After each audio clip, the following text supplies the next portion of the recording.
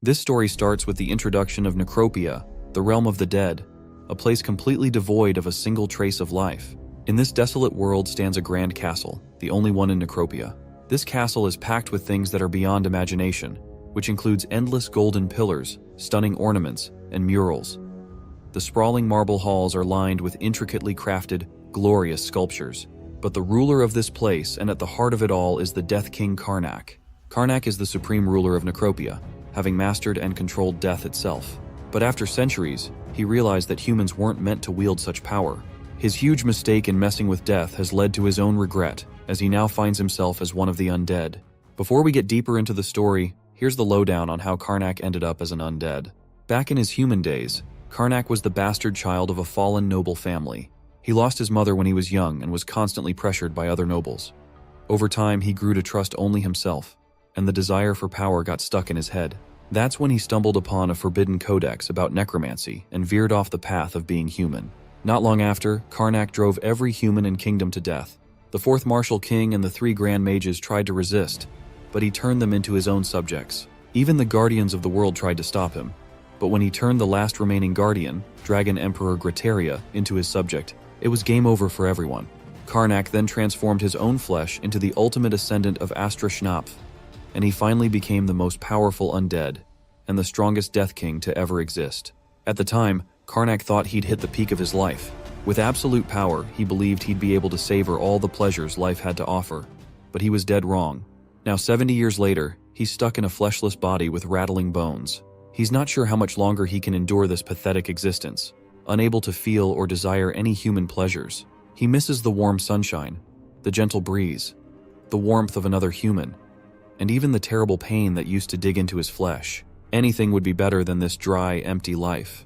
But it seems he has one last hope of turning back into a human. If he succeeds, his wish might finally be fulfilled. Just then, someone strolls into his castle. With each step, the rattling noise of their armor fills the air. The armored figure calls out to the ruler of life and death, respectfully greeting King Death Karnak. This knight in armor is Barros, the head commander of the Legions of Death. At that moment, the king tells Barros that the preparations are ready, and he's feeling really positive about this. Hearing this, Barros gets all cute and emotional, because he's been searching for a way to recover the pleasures of the flesh alongside Karnak. But they both know that pleasures work by fulfilling what one lacks, and for someone like Karnak and Barros, who have ascended to the ultimate level, no ordinary method could satisfy those needs. However, because they are the ultimate ascended, there's a chance they could find a way to recover their pleasures. They can't enjoy human pleasures because they aren't human anymore, but there might be a way to turn back time to when they were. Karnak then says they'll probably have to go back to the moment he first gained the mana of darkness. Barros is still worried though, and reminds his king that if they fail, their existence might disappear. But Karnak brushes it off, saying that he has no interest in staying stuck as a pile of bones, and further makes it clear that Barros can stay behind if he wants, but he would rather take the risk. While blushing, the armored knight quickly responds that he would never dare to leave his master's side. With that in mind, they both start the mojo. Purple light begins to flash, and after a while, a man's voice can be heard telling his friend to wake up. It looks like whatever mojo they did was a success. Barros has transformed into a blonde dude, while Karnak is on the ground. As Karnak starts to stand up, he's surprised to see Barros in his new look. The blondie then also comments on how Karnak's face has returned to its old, scrawny, pompous appearance.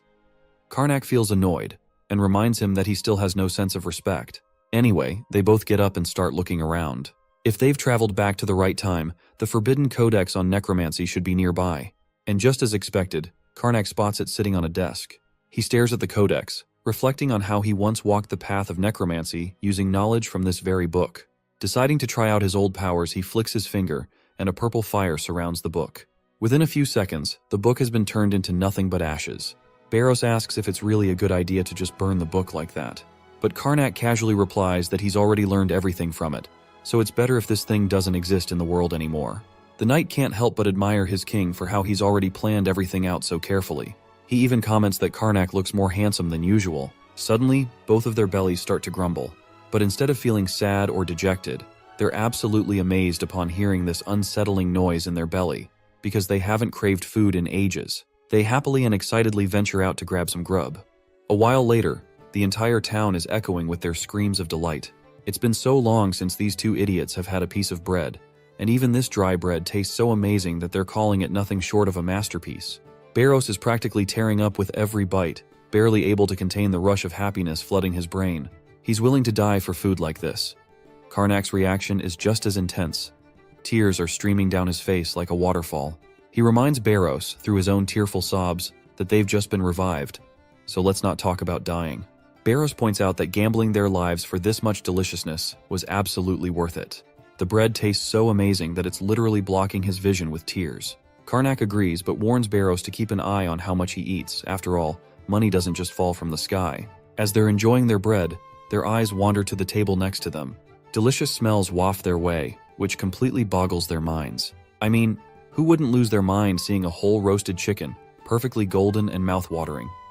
As much as they want to devour it, there's no way they can afford it. It's going to cost a fortune, and Karnak is from a fallen noble family. The desire to eat that chicken is so intense that this idiot is even considering killing these bastards, while Barros is freaking out in the background, warning his friend that they're going to get beaten up with their current strength. Barros decides to check his pouch to see how much money they have since they need to pay for the bread too. But when he looks inside, despair washes over his face. He quickly calls out to Karnak, saying they have a little problem.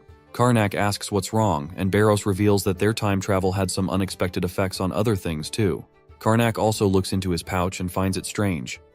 There's no way they should have this much money, and most of it is in silver coins. He wonders where things began to go wrong. You see, in his past life, his family's financial situation was dire.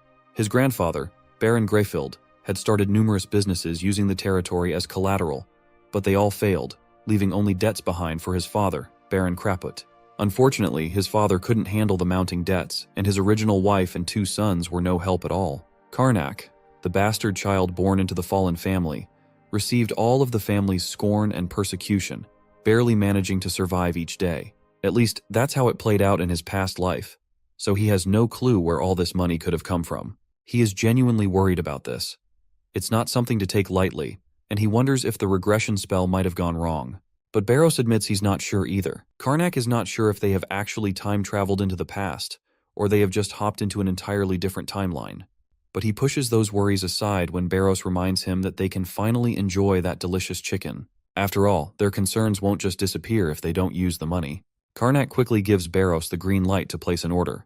Barros decides to get 1 chicken, but Karnak insists they should each have their own. So they end up ordering 2 whole chickens for themselves. As dusk settles, Barros's belly is stuffed to the brim, his shirt barely containing the bulge as his stomach tries to escape. His master is also feeling totally satisfied, and he is sure they should be able to pass out and sleep once they get back. Barros then grumbles about having to see their old family again. He's genuinely pissed off, as he hated them with every fiber of his being. Karnak reassures Barros that they'll be fine as long as they play their cards right and flatter the old family. But he admits their main concern is how everything has changed. Even the horses are different compared to what they had in their previous life. Not to mention the stable manager who seemed to be overly friendly and treating them like royalty. It's odd that a fallen family would have such a high-quality horse. Moreover, the citizens they bumped into earlier were acting completely out of character. Those who once scorned them and called them scoundrels were now thrilled to see them and even teared up with joy. Karnak agrees, saying there's definitely something strange going on. He just can't shake off the weirdness of it all. Barros tells him that they'll figure it out once they return home, and it looks like they have almost made it to the place. Karnak comments on how he hasn't seen the place in a while and is feeling strangely nostalgic about it. Barros, on the other hand, is just plain annoyed, because he doesn't have a single good memory of this place. You see, Barros was also an orphan and didn't live a comfortable life. His parents were absolute scumbags. Before they disappeared in the middle of the night, Barros was the one who found himself alone and dying. A surprising twist came when Karnak's father took him in, despite the family's disdain for illegitimate children. As a result, Barros ended up with an attendant position, which, despite the circumstances, gave him some much-needed stability in his life. Suddenly, Barros points in a certain direction and asks Karnak if that's the Gestar residence. Once Karnak looks in the direction Barros pointed, he quickly confirms it, saying this is the place they used to live in. The mansion behind the walls is massive, and Barros can't help but comment that they might have stumbled upon the wrong place. But Karnak quickly points out that this is definitely the place from his memories. He sees the tall brick wall, the 2-story building with a terrace, and the extensive garden surrounding it. It all looks familiar, but it seems surprisingly lavish, and he has no clue from where they got all this money to spend. When they reach the door, the gatekeeper perks up and greets Karnak promptly. Not only are they welcomed, but the staff bows their heads in respect, leaving both of them astounded. Inside the mansion, the butler, who goes by the name Fapel Plaid, starts serving them tea and explains that it's been almost half a year since Karnak became the head of the family. This shocks Karnak, while the butler then asks if Karnak has achieved the goal he was aiming for. Of course, Karnak has no clue what goal the butler is talking about. Seeing Karnak's cluelessness, the butler asks if he's forgotten the reason he went on his journey. Karnak pretends to remember and says he sort of found his goal. The butler perks up at this, and mentions that the late Lord and Isabella would have been glad to hear this. As soon as Karnak and Barros hear the word late, Karnak quickly realizes that his father is dead, and it seems his stepmother must have died with him. The butler then points out that after Tessil and Ferelth passed away as well, times were grim, but he's glad to see Karnak around handling everything. This explains why Karnak became the Lord in the first place, but he still has no clue why his entire family died. The goal of his journey is obvious to him, and he's sure he must have been practicing necromancy while no one was watching. Barros leans in closer and reminds Karnak that there's no way he could have revealed the true goal of their journey. Karnak agrees, saying that's why he must have spouted some nonsense about going on a journey, though he is not sure why he would need necromancy in a situation like this. The butler notices their concern and asks why they're worrying so much.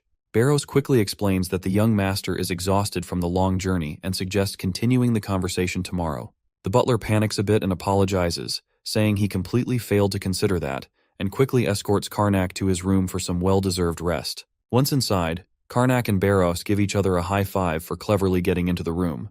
Blondie then points out that, although they've managed to avoid trouble for now, they're still in the dark about what to do next. Everything is so new that he has no idea what's going on. Karnak then says he has a method for times like this and asks his friend if he's ready. He tells Barros they need to hurry because they have to make their move while everyone is asleep. As midnight strikes, we see the old butler sleeping soundly in his room. That's when Karnak and Barros sneak in. Blondie hands over his friend a bowl of herbs, and they decide to continue the mind inspection now. Karnak pours a purple substance into the bowl, and the medicine quickly starts to seep into the butler's brain through his nose. As soon as Karnak calls the butler to wake up, the old man's body starts to stir, and he quickly responds to his master. Karnak begins by asking him to explain the whole process of how the gestured finances improved and how he became the head of the household. The old man starts narrating that 4 years ago, while the second Yukon master was training, he happened to come across a large-scale copper mine. Karnak's eyebrows raise at this. To him, it sounds like a bunch of bullcrap because, as far as he knows, the mines were just an excuse used to hide dirty money. Even Barros nods in agreement, saying it's actually quite rare to stumble upon a mine like that. Karnak then asks why everyone in the family died within just 4 years if that's the case. The old man explains that the whole mess started with the location of the copper mine because it was in a neutral zone between the Gestured and Deventor families. Both sides claimed it was theirs, which kicked off a war. The Deventors, who were known for their top-notch military training, had no trouble taking down Baron Kraput. Sir Randolph from the Deventor family easily defeated him and also killed young Master Tessil and the oldest son. The household's best knight, second young Master Ferelth, lost both his legs to Sir Randolph and ended up taking his own life. The Baroness, heartbroken by all the losses, didn't last long after that. So, young Master Karnak was picked to take over, even though he was just a kid. The families agreed to a ceasefire until he was old enough to take charge. But everyone was still worried about the copper mine and what would happen with the war compensation. That's when young Master Karnak came up with a plan, and he challenged Viscount Deventor to a trial duel, all in the name of Allium, the goddess of moon and justice. When the two idiots hear this, their jaws practically drop. You see, trial duels are held under the Allium Order's mandates, where you can even substitute a warrior in your place. The duel happens under the watchful eyes of an Allium priest, and the victor is decided only when one side dies. Barros leans in and tells his friend that it looks like he's really dug his own grave. Our boy just facepalms in frustration, admitting that this wasn't exactly his idea. He figures that's why everyone is treating him so nicely, because he's probably going to lose this fight. But it kinda makes sense why his past self would agree to duel, because he knows that he can't win the war, and Deventor couldn't refuse the duel without damaging their reputation. By now, the only way to get out of this mess is to win the duel and secure the copper mine, and this is the only way to save them from starving. Barros points out, though, that with Karnak's current skills, he's pretty much a goner. Karnak, however, is determined to win this fight at all costs, and declares that this is exactly why he needs to train as hard as possible. He asks the old man when the duel is scheduled, and the butler informs him it's about a month away. Of course, both of them look utterly clueless and hopeless, because the duel is just around the corner with barely any time left to practice. Later, the table is piled high with mouth-watering food. Our guy reminds his friend that he's arranged all of this for his friend, because he's always working so hard and deserves a treat. But Barros questions if this is really the best time to relax, with the duel so close. Karnak just shrugs it off and cheerfully asks Barros if he could attend the duel instead. Of course, Barros's chewing comes to a halt as he realizes that the fancy food was just a bit of bribery. He quickly apologizes, admitting he's not exactly thrilled about the prospect of dying. Karnak reminds him that he's taken down 3 of the 4 martial kings single-handedly, so why he is feeling afraid of a simple duel. Barros explains in response that this was all thanks to the necromancy magic, and you can't just rely on experience to gain martial prowess. He gives an analogy, saying it's pointless to learn advanced swordsmanship if you don't have the arms to wield a sword. He admits he might have pulled it off with 6 months of training, but a month just isn't enough. Once he hears this, our guy quickly snatches the food away from Barros and tells him not to touch any more of it. Barros then asks why he didn't choose someone from the Knight Order. Our guy reminds him that if anyone from the Order had been strong enough, they wouldn't be having this conversation. Fired up, he declares that he's ready to use necromancy if that's what it takes to win the battle. But then Karnak remembers there's a hitch in this plan: necromancy is banned. He recalls that back in the day, when they were on the run, they had to eliminate a household stealthily using necromancy. The priest of Allium accused him of being the necromancer, and it was clear the priests were certain it was the work of dark magic. So once he was surrounded by enemies, he had to unleash his necromancy powers to escape. While he was running, he asked his junior how those people knew he used necromancy, even though the Necromancy Codex clearly said no one can detect this magic. That's when Barros explains that it's only civilian mages and knights who wouldn't be able to detect it, and someone like priests are an exception. Our guy lets out a sigh and laments how their plan is now a total flop. They can't use necromancy in the presence of the priests during the duel. Just then, Barros comes up with a brilliant idea. Why not just grab some money and run away? But Karnak dismisses this, saying it would be a waste of an opportunity. All the family members he despised are dead, and the people who disliked him once now like him very much. Suddenly, as Barros is heading down with the food, his senior stops him and tells him to sit back down because another shady plan has popped into his head. He admits it might be somewhat dangerous. But before we can hear more about this new plan, the scene transitions to the northern fort of Deventor. Soldiers are in the thick of combat, and when the senior officer orders a break, everyone collapses from exhaustion. The only one still standing in the field is Randolph, Deventor's strongest knight. A scrawny figure, known as Sir Bright, approaches him and asks how preparations for the trial duel are going. Randolph explains to Sir Bright that he doesn't need to prepare much for someone as unskilled as their opponent. Sir Bright agrees but advises him not to let his guard down. But the knight laughs it off once again, and finds it ridiculous that he has to waste his time on a spoiled young master who knows nothing about the real world. But still, Sir Bright is concerned. Even though he's confident that Sir Randolph would never lose, he suspects the Karnak must have some kind of plan if he requested this duel. Suddenly they hear a commotion nearby. Sir Bright turns to see a merchant selling goods at the front of the yard, and he's annoyed by the constant presence of these outsiders peddling their wares. And of course this merchant is none other than our boy, rocking a fake mustache while keeping a close eye on enemy activity. After watching Randolph fight, he realizes that while Randolph might be particularly powerful in combat, his opponent actually has a chance of winning in a one-on-one battle. Randolph is the simple, foolish type who relies on typical heavy sword techniques and hasn't even learned battle aura yet. It's easy to predict the movements of opponents like Randolph, which is a good thing for our boy. However, he's still certain that he needs more than a month to compete with this guy effectively. As he sits there, a woman calls out to him, asking why he's watching her brother Randolph so closely, like a total creep. Our boy quickly stands up and asks if she's really Randolph's little sister. She confirms she is, and asks if he has any business with Randolph. He explains that he's been captivated by the prowess of the North's strongest knight. To divert her attention, he points to his stall, showcasing a variety of colorful handkerchiefs and other stuff. Predictably, being the woman she is, she falls for the bait and expresses interest in one of the handkerchiefs. Our boy is pleased to see that he's managed to distract her just as he intended. The next scene transitions to the Jestar Estate's personal drill hall, where Barros is once again present. He explains that he's returned and asks our boy if his stamina training is going well. But, well, things aren't going as well as they hoped. Our guy is sprawled out on the ground, looking like his soul has already left his body. Blondie frantically shakes his master, telling him to wake up, and our boy groans, telling him to stop shaking him, or he might throw up all the delicious food he just ate. Blondie then asks if he ran the 50 laps around the drill hall like he was told.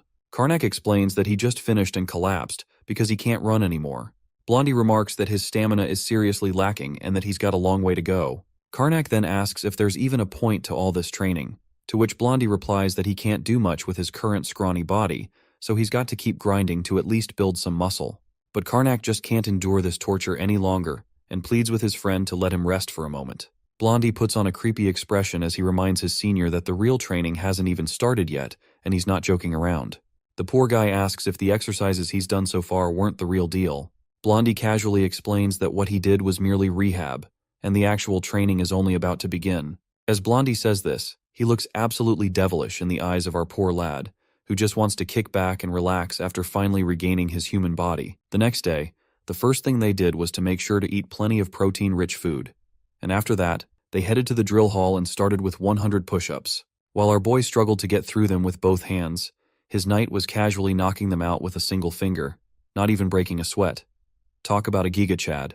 Next up was 100 pole swings. Once again, our dude was struggling to even lift the empty bar, while Barros handled a boulder with such finesse that it looked like he was swinging around a lollipop. They both then did 100 squats, and once again, Karnak was struggling while my guy was just massacring the routine. Finally, it was time for our boy to catch his breath. Afterward, they had another meat-heavy meal, and the routine continued. Push-ups, pole swings, and squats, and they repeated this for every day for 15 days straight. After those 15 days, we see Karnak doing some squats, and his body has definitely improved, showing much more progress than before. Barros walks into the scene and comments that it seems like his master has finally built up some stamina. Our boy reports back, saying that of course he has gained stamina after doing these grueling exercises for over 2 weeks, but he still feels he's nowhere near his junior's level. Barros points out that he did twice the training, so it's no surprise there's a big difference. Blondie then decides it's time to start some sword training. He offers Karnak a sword and tells him to hold it. Once Karnak takes it, Blondie examines his posture and technique but is utterly disappointed. Everything about Karnak's form is a complete mess, and Blondie has no idea where to start because it's all so disorganized. A while later, Karnak has finally started to look somewhat decent with his stance, and at least now he won't be beheaded in one attack. Blondie then warns him that he's about to attack, so he better brace himself for the impact. With that, Barros swings his rod at Karnak, tagging him with a single, quick strike. Blondie sternly tells him to get back in his stance and stop standing like an idiot. But the barrage of attacks Barros sends his way is just too overwhelming for him to handle, and the only thing Karnak can manage to do is maintain his stance. He doesn't even have time to think about defending himself. Eventually, after taking a solid blow, he stumbles backward and falls to the ground.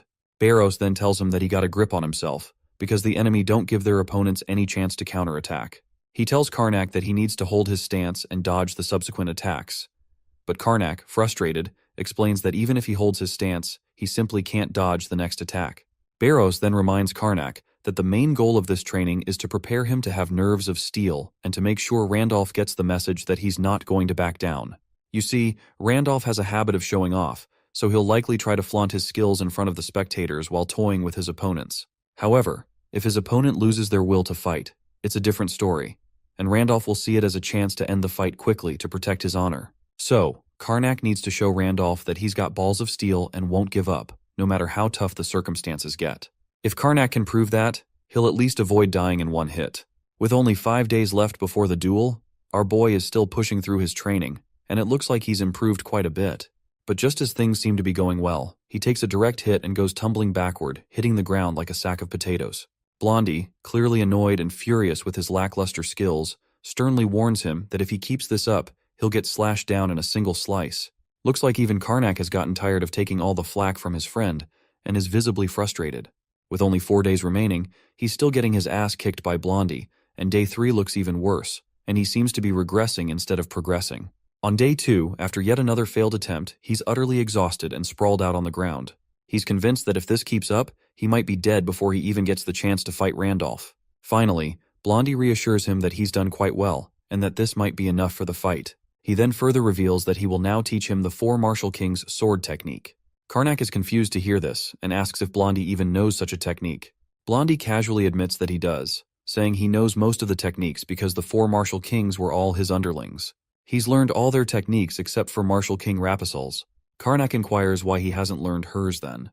In response, Barros explains that we apparently failed to turn her into a Death Knight, and she resisted until the end, so our boy eventually had to cut her into thirds and make her a palace gatekeeper. Naturally, this idiot reflects upon his actions, and thinks to himself if he was that cruel.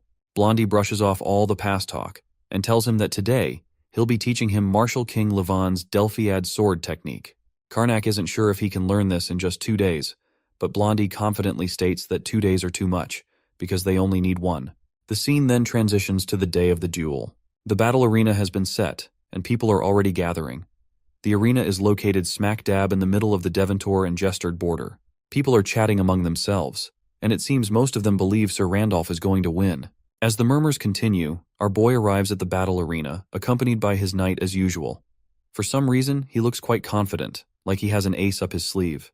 I sure hope he does, because I don't want to see him getting beheaded right away. As the crowd thickens, an old man among the high-ranking officials overseeing the duel stands up and grabs everyone's attention. He quickly calls for silence in the presence of the allium. He then explains that both houses have claimed ownership of the copper mines, and that a trial by combat will decide who rightfully owns them. He then addresses Karnak of House Jestard, instructing him to come forward and face the goddess, and our boy Karnak steps forward promptly. From the other side, the old man also calls Sir Randolph of Deventor to come forward and face the goddess, and this cocky shithead also steps forward. The old man explains the rules, stating that both combatants have been given handicapped equipment based on their abilities. He then asks them in the name of the allium if they pledge to fight honorably. Both fighters swear loudly and clearly. With that, the old man announces the start of the battle. The two contenders finally stand in the ring, facing each other. The cocky guy grabs his wooden sword confidently and charges at our boy like a raging bull. He brings the sword crashing down, making it clear that even with the handicap, he's determined to kick our boy's butt. But our guy doesn't falter. He counters with a jab, saying they'll only know the outcome once they've seen things through. Their hack-and-slash battle continues. While Blondie swings his sword left and right with little regard, Kanrak keeps blocking the attacks with his thick shield. The people standing on the sidelines are amazed that our boy is actually putting up a good fight. One of them, feeling confident, even bets that there's something different about him this time. Meanwhile, Barros observes the battle quietly and notes that things are unfolding as expected. Blondie is trying to appear fast and threatening to assess his opponent's strength. On the other hand, Karnak is also pleased with how smoothly things are going, and to seal the deal, he lets out a giant roar, confidently challenging his opponent to come at him. Blondie quickly perks up to see his determination in our boy's eyes despite his lack of skill. So to make sure Karnak does not get too full of himself, Randolph decides to up the ante. He raises his giant sword with ultimate speed, and Karnak suddenly feels a chill running down his spine as Randolph's sword energy surges. He realizes he won't be able to block this next attack with his shield as he usually does. Karnak decides to put his training to use and rolls away from the fight with surprising speed, creating quite a distance between himself and Randolph. It's a bit of a ridiculous move, and Randolph is totally bewildered by what he sees as a trashy tactic. Even the crowd is not sure whether to feel proud of their lord or to laugh at this weird rolling move. Even the overseer of this fight is intrigued by this unconventional move. Karnak then throws away his shield, showing he doesn't need it to defend himself. He pulls out his sword and starts throwing jabs, taunting Randolph by calling him a slow ass and a muscular pig who should be ashamed to call himself a dignified knight. Randolph is absolutely furious, but Karnak remains cheeky, continuing to deliver some sharp jabs that are making this cocky guy even more furious. Finally, Karnak takes his stance, and it doesn't take long for Blondie to recognize it as the Delphiad sword technique. The crowd begins to murmur in astonishment, because this stance was created by the legendary Martial King Levon. The people are amazed that Karnak is actually using a stance from one of the 4 martial kings, and the Jestard supporters become hopeful that their lord might win the match. Meanwhile, Blondie gets his head back in the game and thinks to himself that he got tricked by the taunts. He knows he just needs to stay calm and focused to win. Even though our boy is using a legendary technique, he's still far from mastering it, and Blondie is ready to take advantage of that. He then confidently points his sword at Karnak and boldly declares that he's ready to fight, no matter the cost. At this point, Karnak is starting to lose his cool, because the way Randolph is glaring at him is absolutely terrifying, and he wonders how this guy isn't scared at all. That's when the scene flashes back to the past, where Barros tells Karnak that he doesn't need to actually master the technique in 2 days. He just needs to roughly copy it. He further reassures our boy that he won't even have to swing his sword once he shows everyone that he's undergone some intense training, and he is sure that this will become the key to win this match. Or so these two idiots had thought. Unfortunately, it looks like their plan has backfired miserably, and now our boy is getting pummeled by Randolph like a punching bag right in front of everyone. After taking so many hits, Karnak finally retaliates, but it's clear that it's still not enough to get away Randolph's beating. By now, this absolute shithead has started crying out loud, with literal tears streaming down his face, but despite all the punishment he's enduring, he keeps talking big. He taunts Randolph, asking if he really thought his measly sword attacks would be enough to defeat the bloodline of House Jestard. On the other hand, Randolph is utterly boggled out of his mind, and he can't quite figure out what's going on with this idiot who's still talking tough even after all this beating. Surprisingly, it looks like Karnak's trick is working as intended. The crowd is starting to admire his boldness, and they're even calling out to Randolph, asking if he's getting scared. Let's not forget about Barros as well, and he is grinning from ear to ear because his master plan is actually working in their favor. He's glad that all the beatings Karnak is taking are paying off, turning the tide of public opinion in their direction. All of this is starting to get to Randolph's head, and he's absolutely irritated by our idiot's shallow bravado. He steps back and demands to know why Karnak keeps talking big when he's clearly on the verge of defeat. And honestly, Randolph isn't far from the truth. As much as I hate to say this, our main guy looks pretty pathetic right now. Fed up with the whole charade, Randolph decides he's had enough and dashes toward Karnak, ready to end this once and for all. Just then, Barros perks up with excitement and reminds Karnak that the time has come. He tells his master to brace himself. To understand what these two idiots have cooked up, let's rewind a bit. Earlier, the junior had taught his senior that even if he could mimic the moves without the proper strike, everyone would see through his tricks. He also taught him exactly how to execute that crucial strike. In the present moment, Karnak reflects on Barros's teachings and correctly anticipates that Randolph will target his legs to limit his movement and end the fight. As soon as Randolph's sword is about to strike his feet, Karnak quickly places his sword in between, blocking the attack like it's no big deal. This rattles Randolph even more, throwing him off completely. He can't believe a newbie just blocked his attack. Karnak seizes the opportunity and quickly swings his sword upward in a diagonal arc. The unexpected hit makes Blondie stagger backward, and without wasting any time, Karnak switches his grip and strikes Randolph again, this time aiming for the chest. With this double uppercut slash, he finally manages to draw blood from Randolph, though he looks absolutely exhausted, as if he just ran a marathon to the moon. But, to his dismay, all his effort results in nothing more than a minor graze on Randolph's body, and Randolph just laughs at the pathetic attack, mocking him, saying a kitten's scratch would have done more damage. At this point, Karnak is totally convinced he's screwed. The judges up top can see the match is pretty much decided, and the crowd is losing faith in him, commenting on how cruel and unfair reality can be. Even Randolph starts to feel a bit sorry for our boy, but Karnak tells him to stop celebrating too soon, warning that enjoying victory before it's really over might be risky. It looks like our idiot might have an ace up his sleeve, especially the grin he is flashing is telling me all.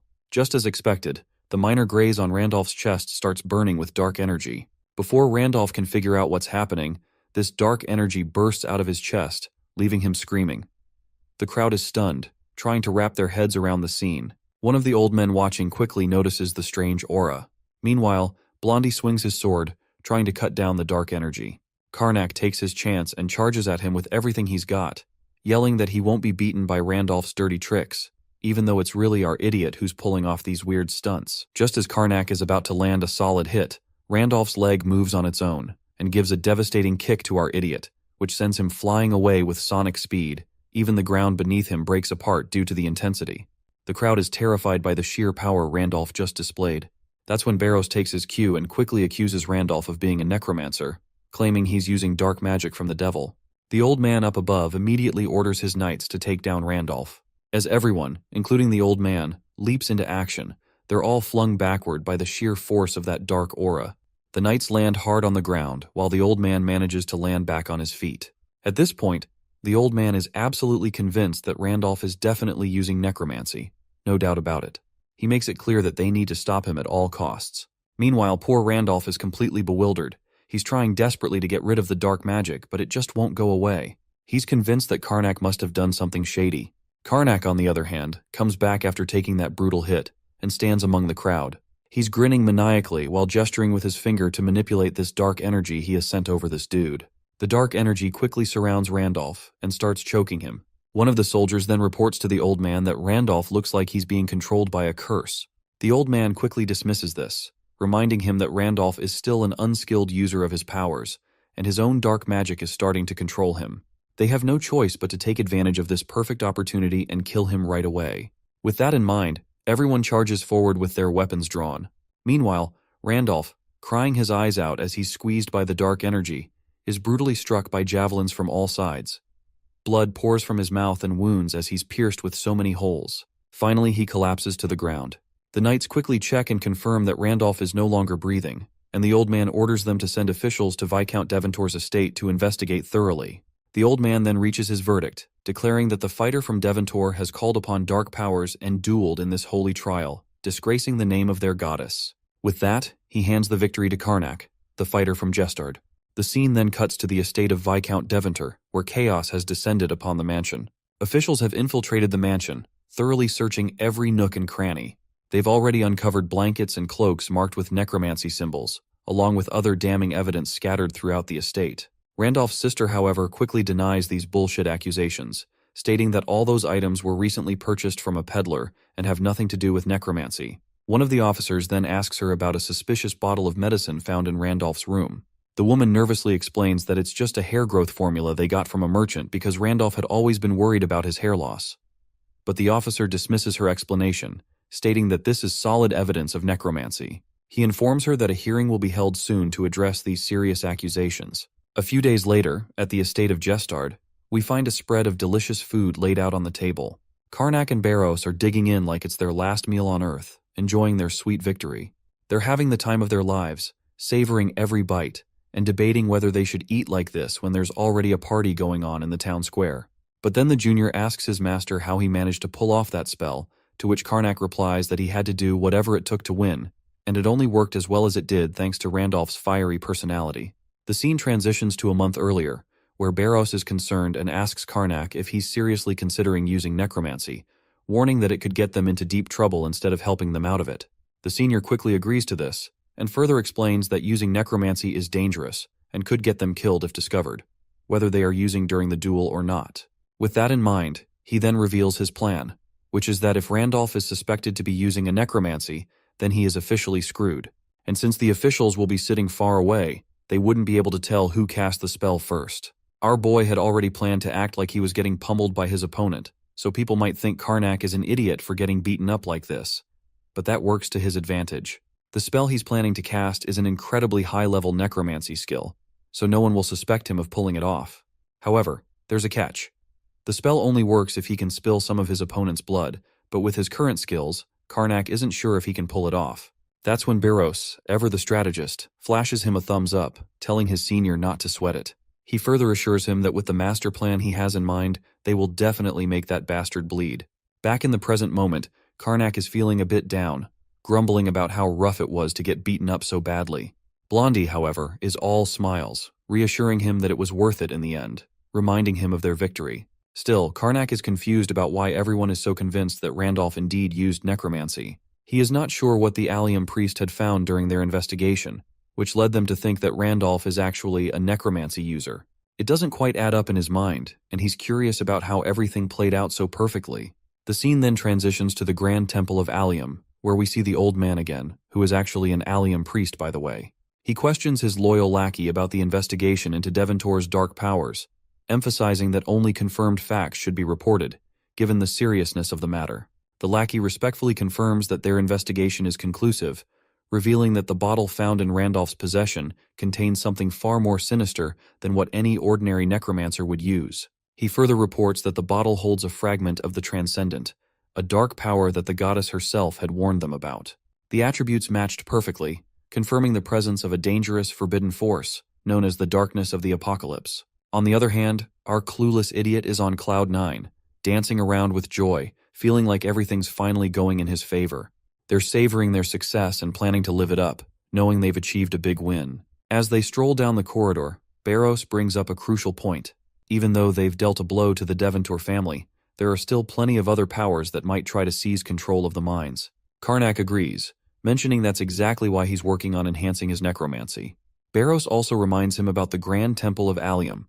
If they find out about their necromantic activities, it could spell trouble. Karnak, with a mischievous grin, replies that this is precisely why he needs to figure out how to use necromancy without getting caught. In the middle of the night at the Jestard residence, Karnak is deep in his necromancy practice, focusing intently on filtering negative energy from the moonlight. He's calling upon the corrupt energy, carefully purifying it to collect only the pure essence behind it. Surprisingly, he manages to pull it off, successfully conjuring what is known as chaos magic through his necromancy powers. It's clear that Karnak's skills are evolving, and he's starting to tap into some truly formidable magic. In the morning, we see Barros is in a training session with the senior Jestard knight, Gilliman. Despite the knight's best efforts, Barrows can tell that his abilities are quite underwhelming.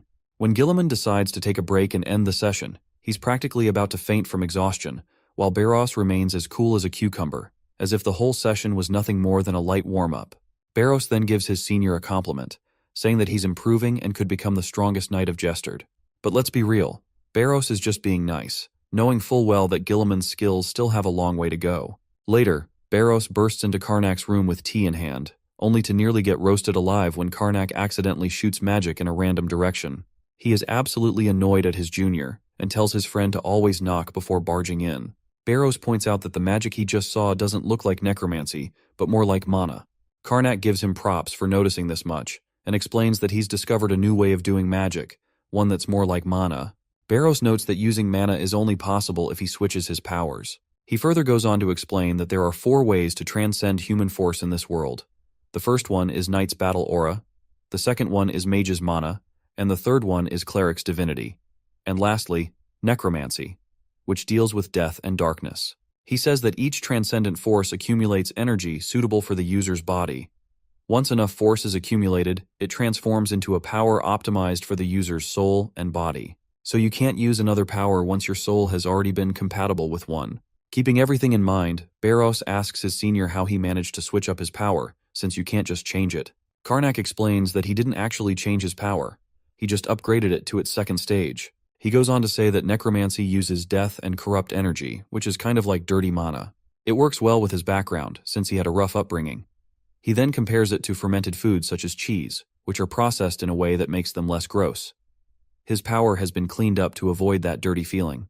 The nasty emotions like hate and grudges are filtered out, leaving just the pure energy of darkness and death, which then turns into chaos mana. It looks like normal mana but with a darker twist. Barrows nods, saying it definitely looks like mana now. Our boy then points out how he can now easily pretend to be a mage. Barrows then curiously asks if he can also mimic the kind of strength he had back then with chaos mana. But Karnak quickly shakes his head, saying he doesn't want that kind of hardcore power. All he needs is enough power to protect the territory. The scene then transitions to the western forest of Jestard territory. It looks like the knights of the Jestard family are cleaning out all the monsters from the mines. Just as they're about to leave, a monster lurks in the shadows and suddenly bursts out of the woods to attack the senior knight, Gilliman. But before the monster can tear him to shreds, Barrows leaps into action and takes the beast down with a single swing of his sword, sending it crashing to the ground. As he lands, Barrows asks if he was late, and asks if everyone is safe. Gilliman quickly responds, thanking him for the help and saying he feels much safer with an official knight around. Barrows just laughs it off, saying he hasn't been a knight for that long, and it still feels a bit awkward and embarrassing to be called with such a big title. Barrows then starts questioning the recent behavior of the monsters, pointing out rumors that they've been acting unusually strange lately. Gilliman confirms this, saying that these creatures have become at least twice as strong and that the rumors about it might actually be true. Barrows asks what he means by rumors. Gilliman explains that it's about the goddess's oracle. This oracle, sent by the 7 gods who protect the world and humanity, foretold a dire prophecy. The oracle spoke of a coming emptiness that would bring forth a darkness that erases light and reaps life. It predicted that hardships would arise, wrong beings would gain corrupt power, and death would awaken and walk the land. The king of death would come and paint the world with blood and tears, becoming the end that speaks of destruction.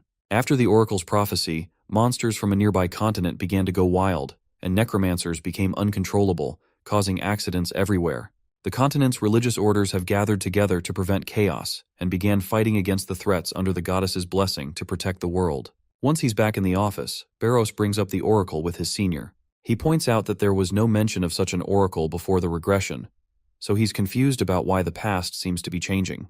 Karnak admits he's feeling annoyed too, as they still don't have enough information. Blondie even wonders if the oracles and rumors are related to them, asking if they might be somehow involved. Karnak responds that the timeline doesn't add up. The oracle was from long before their regression. This makes sense of why they could so easily pin the blame for necromancy on Randolph. Barrows feels absolutely devastated to think that with the world potentially collapsing, their chance to live peacefully might be slipping away, and he has no clue what they should do to prevent this mess. Karnak, sounding resigned, says there's not much they can do. After all, they're just country bumpkins with no real influence. Barrows then points out that he's not sure who the King of Death is in this world, or how he's going to bring about such destruction so easily. They eventually decide to leave the mess to the heroes and let them figure it out. and they both agree to only focus on enjoying their lives in their territory. About 7 days later, a visitor arrives at Jestard. The man introduces himself as a representative from the Goddess of Sun's order, Latiel. He seeks cooperation from our boys for his cause. Although Karnak and Barros had hoped to avoid getting tangled up in this oracle business, it looks like they're being dragged into it anyway and aren't thrilled about it. The visitor explains that there are rumors of a necromancer who fled from Death City to Jestard. He's certain that the necromancer is hiding in a nearby forest and requests a guide who knows the area well. Barros silently and desperately hopes his master will reject the visitor's request. But Karnak, however, tells the man that he'd be glad to assist with the goddess's cause. The priest perks up in happiness and is eagerly looking forward to working with our boy. Once the visitor leaves, Barros angrily turns to his senior, reminding him that they had agreed not to interfere with worldly matters. Karnak explains that this is a good chance to get a gist on the situation about what is going on. Barros then curiously asks his senior what he's going to do about it. In response, my guy gets absolutely devilish while stating that they'll catch the necromancer first to investigate him. Meanwhile, the necromancer in question is running through the jungle, and he is still not sure if he left behind those followers of the goddess or they are still hot on his heels. Just as he's fleeing, he's suddenly blinded by a bright light, and soldiers surround him, demanding he stop immediately. The necromancer realizes why he's been running around so freely. It is because the soldiers were just waiting for him to fall into their trap. Once he is surrounded and ordered to stop immediately, he's told that no further commotion will be tolerated. In frustration, the necromancer grits his teeth and begins to unleash his necromancy powers.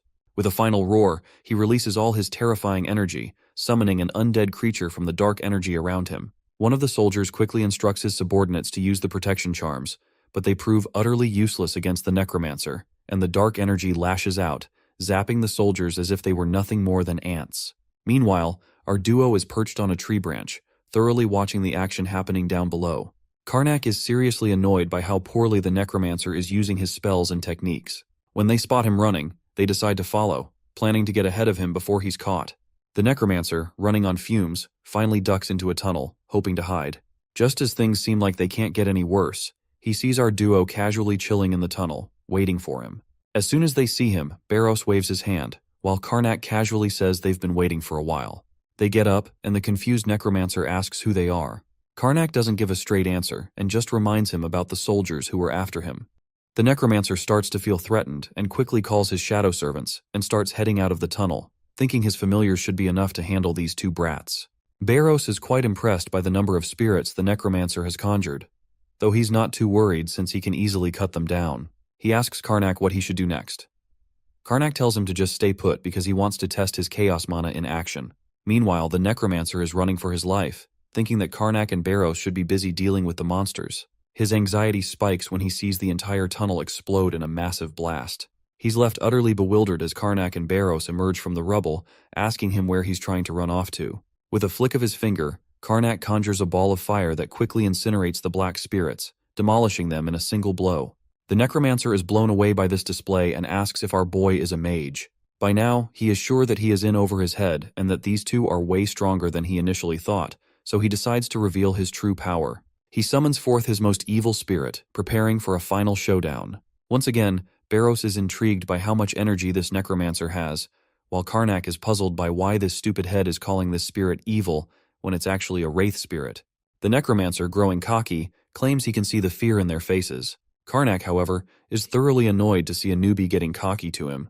The necromancer finally orders his own spirit to advance. As the wraith spirit charges at him, Karnak remains calm and composed, and in the next moment, he commands the spirit to kneel. The wraith spirit immediately drops to the ground, bowing before Karnak with a tremble, unable to resist the command of the King of Death himself. The necromancer finds himself stunned on the spot when he realizes that Karnak is actually a necromancer. Karnak is annoyed as usual.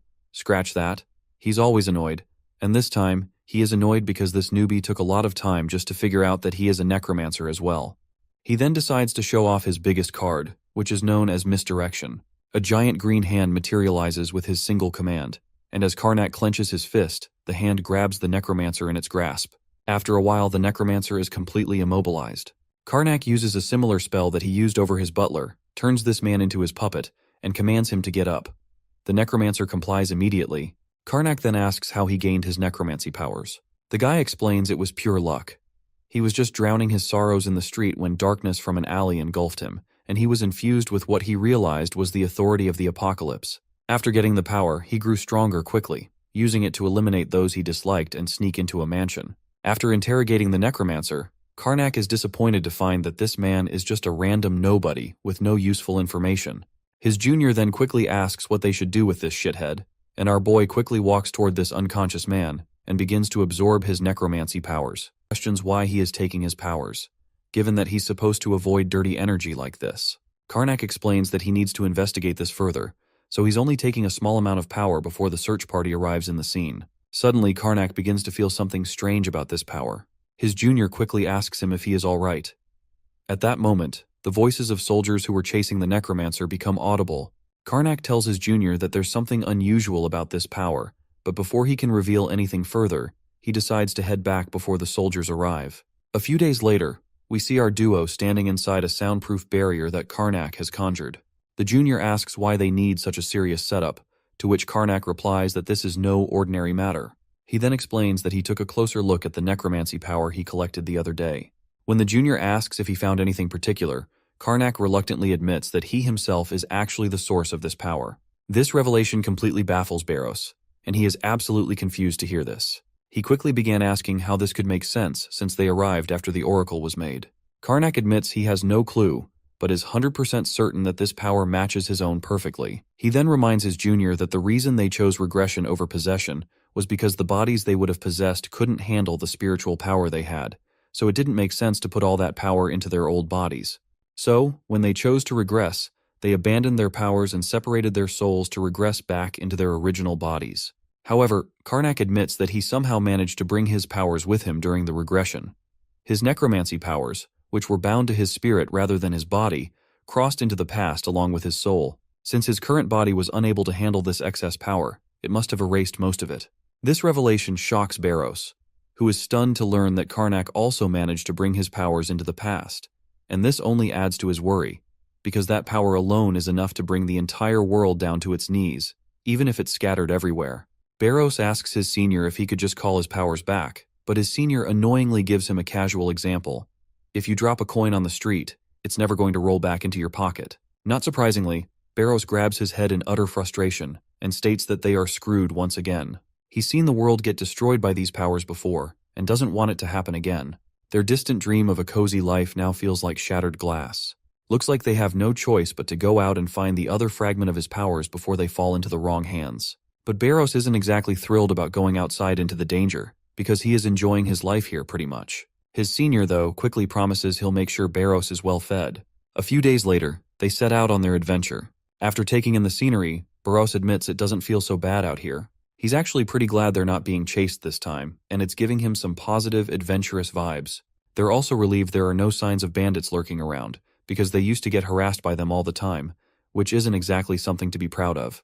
On top of that, they're glad to have some extra money this time. Their current destination is Dararth, where the last necromancer they caught got his powers. So our boy is banking on the idea that there should be clues there. Barros mentions that their journey still feels a bit unplanned, because the darkness of the end won't exactly walk itself to them. So he asks his friend if he has any tracking magic they can use. Karnak says he doesn't have any tracking magic, but they can handle it the old-fashioned way. They're almost at their destination. Once they enter the town, their first stop is the Dararth Adventurers Guild. Karnak points out that this is the best place to gather information, which is exactly how they're going to find the darkness of the end. Barros then reminisces about their previous times, when they were able to flaunt their identities as adventurers, and those skills about to be proved helpful once again. However, the senior points out that things will be different this time, because there's no need for them to be adventurers anymore. Once they're inside the guild, they offer a hefty stash of gold to the attendant, who warmly welcomes his rich clients, and he is even willing to provide any information related to the darkness of the end. The senior quickly tells him they need every last detail. While the attendant goes through his shelves, he explains that there have been quite a few requests about the darkness of the end lately, so they have gathered a lot of information on it. After sifting through the shelves, the attendant pulls out a whole stack of documents on the matter. Right on cue, our both clueless boys begin skimming through the documents. However, they soon feel disappointed as they realize they've wasted their money on information that seems to be useless. One of the reports details how someone's mother ran off with a farmer. Another one mentions a stolen donkey. And there's even a claim about someone seeing Santa Claus, all blamed on the darkness of the end. The attendant offers to filter out the useless information, but our boy tells him to give them everything. Barros asks if it's really necessary, but his senior quickly places a hand on Barros's shoulder and explains telepathically that they'll use magical messaging to sift through the documents. Sometimes, important information is hidden among seemingly useless reports. Hearing this, Barros lets out a defeated sigh because he's frustrated and just wants to go home and enjoy some tender, delicious chicken meat. Suddenly, their attention is caught by the commotion nearby. A guy with red hair is yelling his head off about an evil necromancer in town, but no one seems to take him seriously. The red-haired man angrily rushes to the counter, insisting he needs to file a report about a necromancer who just appeared in town. The attendant asks if he's talked to the temple, and the man, clearly frustrated, says that the temple doesn't believe him either. The attendant then tells him to calm down and start from the beginning. Finally, the angry dude calms down and starts explaining. He says that a while ago, a figure named Cleo arrived in town and moved into an abandoned mansion. Despite his young age, Cleo had a lot of money and would throw town festivals to win people over with his charm. He seduced many of the young women in town with his strange skills, including his fiancée, Emily, and she is just begging to get laid with him. I guess it would have been better if he had kept this part to himself. As people overhear this man's story, they wonder if a young, handsome, rich man just enjoying the spotlight is really worth all this fuss. It sounds more like a common rich playboy situation rather than a necromancer. The redhead man is clearly annoyed by this, while other people tell him to just stop overreacting. Even the attendant apologizes, saying they can't accept the report. However, this greedy bastard then quickly flashes a price list and offers him the option to pay for a personal adventurer to investigate.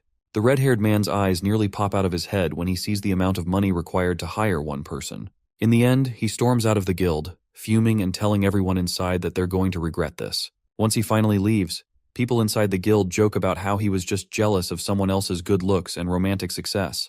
Meanwhile, Karnak feels dejected and disappointed that they didn't get any worthwhile information. So to lighten up their moods, Barros decides they should head to a nearby restaurant to unwind. As they begin to walk out, the attendant assures them he'll contact them if anything new comes in. Outside, Barros mentions that the Cleo guy does sound suspicious. His senior agrees, and they wonder why someone like Cleo would be in a small, rural town instead of a city. They soon realize that Cleo's interest in innocent country girls might be because he's after the souls of virgins. This suggests he's likely involved in some dark magic, which they shouldn't take lightly. After walking for a while, they finally see the town from a distance. Barros asks his friend for his take on whether there actually is a necromancer. To confirm, their friend quickly uses his magical powers and discovers a barrier around the town. It's very specifically made, so even a high-ranked priest would have trouble detecting it. This means the barrier's creator must be quite skilled. Barros then highlights that Cleo might not be part of the darkness of the end, and there is a possibility that he might just be an ordinary necromancer. They'll need to investigate further to find out. Suddenly, a voice calls out to them, and when they turn around, they're surprised to see a handsome priest approaching. The both of them are kind of shocked to see him, and they are not sure what he's doing out here. The man introduces himself as Alias, Rank 1, Inquisition of the Earth Order that serves Hatoba. Once they both realize that this man is a high-ranked priest, they are both a bit taken aback and unsure of what he might want from them. Nonetheless, Barros reluctantly introduces themselves to make sure they do not look suspicious or anything. Once Alias learns that our boy is a nobleman, he asks why they're here if they're not adventurers. Karnak explains that they heard some strange rumors and wanted to investigate. Hearing this, Alias gets excited and eagerly asks if they can help him with a favor. He mentions that it's for the goddess, and this dude is feeling so enthusiastic about it that both of our boys find his excitement a bit off-putting. They can't help but turn their heads away, feeling somewhat disgusted by his overly fervent demeanor. Eventually, Karnak reluctantly asks what the favor might be, and the priest leans in to whisper that there are rumors about a necromancer hiding out in this town. Not surprisingly, both of our boys are shocked to learn that the Order already knows about this necromancer, and what's even more surprising is that they only sent a single priest to investigate. Alias lets out a tired sigh and explains that the Order won't take action unless there is concrete evidence. They don't believe there's a necromancer in the town because there's so much false information circulating these days. Karnak points out that the evidence they've already gathered seems suspicious enough. The priest responds that it's not hard to be considered rich and handsome in a countryside town compared to a city. In such a town, having a bit more money and being less tanned can make someone stand out as rich and handsome, even if they're not truly wealthy or attractive by city standards. So this is the only reason they gotta investigate a little more before jumping to conclusions. It turns out the only reason this priest approached them is that, just by looking at Barros and his well-used sword and armor, he could tell our boys are not pushovers. He is practically overjoyed, doing a happy dance as he excitedly says he's thrilled to be working with such skilled individuals. Barros and Karnak, however, aren't quite on the same page. They're both thinking, what kind of drag is this? And they are clearly not in sync with the priest's overly enthusiastic demeanor. They start talking through telepathy. Karnak tells his junior that the priest is pretty annoying, but they don't have much choice but to go along with him since they need to check a few things out. Barros raises a concern that if the priest discovers our boy is a necromancer, it could cause trouble. Karnak replies that he plans to erase the priest's memories if that happens. Well, we can tell that Barros is clearly uneasy about this, and he reluctantly admits that no one he knows has stayed sane after having their memories erased, and he can't help but look at Karnak with a scornful eye, seeing him as a bit too ruthless. Nonetheless, Karnak quickly flashes a big grin and shakes hands with the priest, faking enthusiasm and saying he's thrilled to work with the children of the goddess. They start their first investigation by walking through the bustling streets of the town until they reach the church. Inside, they are warmly greeted by the church staff. Town church head Graz and nun Julia are there to welcome them. After the pleasantries are over, they get to the main topic, and Graz claims that Cleo has been a great help to the town and is completely unrelated to necromancy. He mentions that a priest had visited before but left after a while after his investigation, suggesting that Alias's trip might have been in vain. But Alias quickly brushes it off, saying it's a good thing if they came here for nothing, as it would mean that no one is in danger. The scene shifts to an abandoned mansion surrounded by a powerful barrier. Inside, Cleo is seen brooding as his lackey reports that another person from the Order has arrived to investigate. Cleo dismisses him, telling him to report back only if he notices something off about the new priest. As the camera closes in on Cleo, it becomes clear that he's not the charming figure he's been portrayed as. Currently, he looks visibly irritated by the constant intrusion of priests. Meanwhile, back at the church, Alias shows our duo their room to stay. Once they stand there, Karnak points out that despite the church's positive opinion of Cleo, there's still a chance the entire town might have been deceived by him. Alias agrees, noting that it would be pointless to interrogate the townspeople further. They'll need to meet Cleo in person to figure out the truth. Our boy asks if it's really a wise idea to visit Cleo's mansion, but the priest reassures him that he has a plan in place. For it to work, they just need to follow his lead. As midnight strikes, we return to the abandoned mansion. Inside, Cleo is walking around when a servant carrying blankets asks him where he's going. Cleo simply says he's on his way to greet an unwelcome guest and tells her not to worry and to get some rest. The servant decides to leave for the night. Once Cleo is alone, his reflection starts popping out, which reveals a more sinister side of him. Instead of the charming young man he appears to be, his reflection looks more like an average monster. He grins ear to ear, satisfied with how his charm has been deceiving the townspeople. Cleo's twisted thoughts reveal that it's taken him almost half a year to prepare everything to summon the demon. He's excited that his efforts are about to pay off, but just as he's getting ready, another hindrance appears. He's glad he set up the detection barrier and plans to talk to the intruders briefly before sending them away. When he opens one of the gates, he finds the trio, Barros, Karnak, and Alias, and it looks like they are trying to swipe items from the mansion. Cleo is not sure who they are, and sternly demands to know their identities. The priest in disguise pretends to be shocked at their being caught and strikes up a conversation with Cleo. He asks if Cleo is indeed the young master of the estate, and mentions that they've heard he's been generously giving money to the townspeople, so they ask if he might spare some money for them as well. Cleo smirks as he dismisses them as nothing more than thieves in disguise. The priest asks why Cleo is laughing, while Karnak wonders if this shithead hit his head or something. Cleo becomes utterly cocky, raising his hand to unleash his ominous power. He calls the party worthless trash, unworthy of being anything but scraps. With those colorful words, he quickly sends a powerful attack their way. But the priest activates a barrier to block the direct hit, saving them in the nick of time. When they finally lay off their trashy disguise, the three of them finally appear as baddies who are ready to kick some ass. Cleo is visibly freaked out, gritting his teeth as he realizes he now has no choice but to fight these intruders to get rid of them. Without wasting a moment, Cleo quickly summons a horde of zombies. Barros and Karnak spring into action, while the priest decides to support them from the sidelines with his authority. In an instant, Barros moves so fast that he looks like nothing but a blur as he takes these mindless shitheads out one by one. Meanwhile, Karnak conjures his mana arrows and picks off the remaining zombies with precision. Seeing his minions quickly dispatched, Cleo has no choice but to deploy his trump card. And as reluctant as he might be, he eventually utters the chant, and a green portal opens up. Come forth a monstrous entity that crashes down from the portal like a goddamn meteor, and this horrifying monster is none other than the Demon Knight. Cleo's face lights up with a confident grin, believing that this powerful familiar will be more than enough to handle the trio. At that moment, The priest decides to take action. He quickly invokes his Light of Hatoba spell to cleanse the evil. As he completes the chant, a powerful flow of light strikes all the monsters in the room, including the demon knight. The light intensifies, causing the monsters to vanish as if they were never there. Cleo lets out a roar of disbelief, unable to handle the sight of his familiars disappearing into thin air. But the priest tells him to take a chill pill, and further states that he anticipated this and had the spell prepared. Cleo finally acknowledges that these guys are not really pushovers, so he's ready to reveal his final trump card to make sure he takes the win. A dark aura begins to radiate from Cleo, and his body starts to transform. His clothes shred and tatter as his muscles bulge and his veins pop out. With a final surge, he transforms into a stupid-looking barbarian-like figure. He looks like a total clown, and it's unclear why the priest seems so terrified of this shitty transformation, which seems more absurd than frightening. Honestly, the writer could have given Cleo wings, devilish horns, or even a monstrous form, but this transformation into an empty head barbarian wasn't what I was expecting for a final form in this arc. Regardless, Barros and Karnak leap into action. Barros jumps over the transformed Cleo and swings his sword with such speed that this bastard has no chance to block or deflect the attack. Meanwhile, Karnak shoots mana arrows that strike the enemy right in the chest. A while later, we see Cleo is down for the count, and he is surprisingly easy to defeat. Even the priest is baffled by how quickly and effortlessly they took down Cleo. On the other hand, Barros and Karnak haven't even broken a sweat. They look like it was just a warm-up before the main course. They turn to the priest and ask if they should finish Cleo entirely, or if he wants them to leave him be. The priest replies that he'll take care of the matter from here.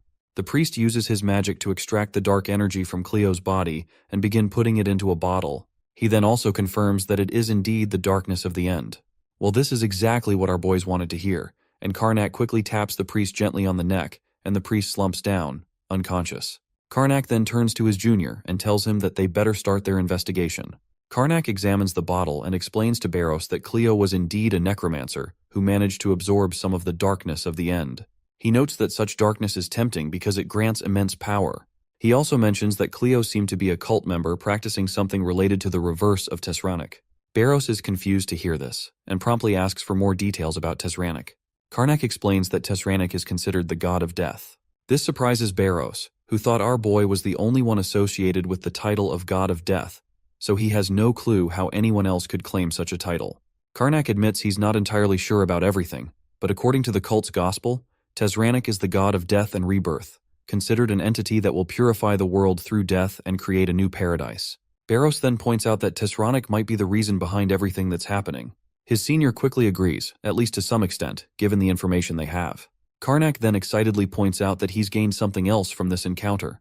With the power of a priest, he can now refine chaos mana more easily. When Barros asks if this was the reason he shook hands with the priest to collaborate, Karnak proudly confirms it.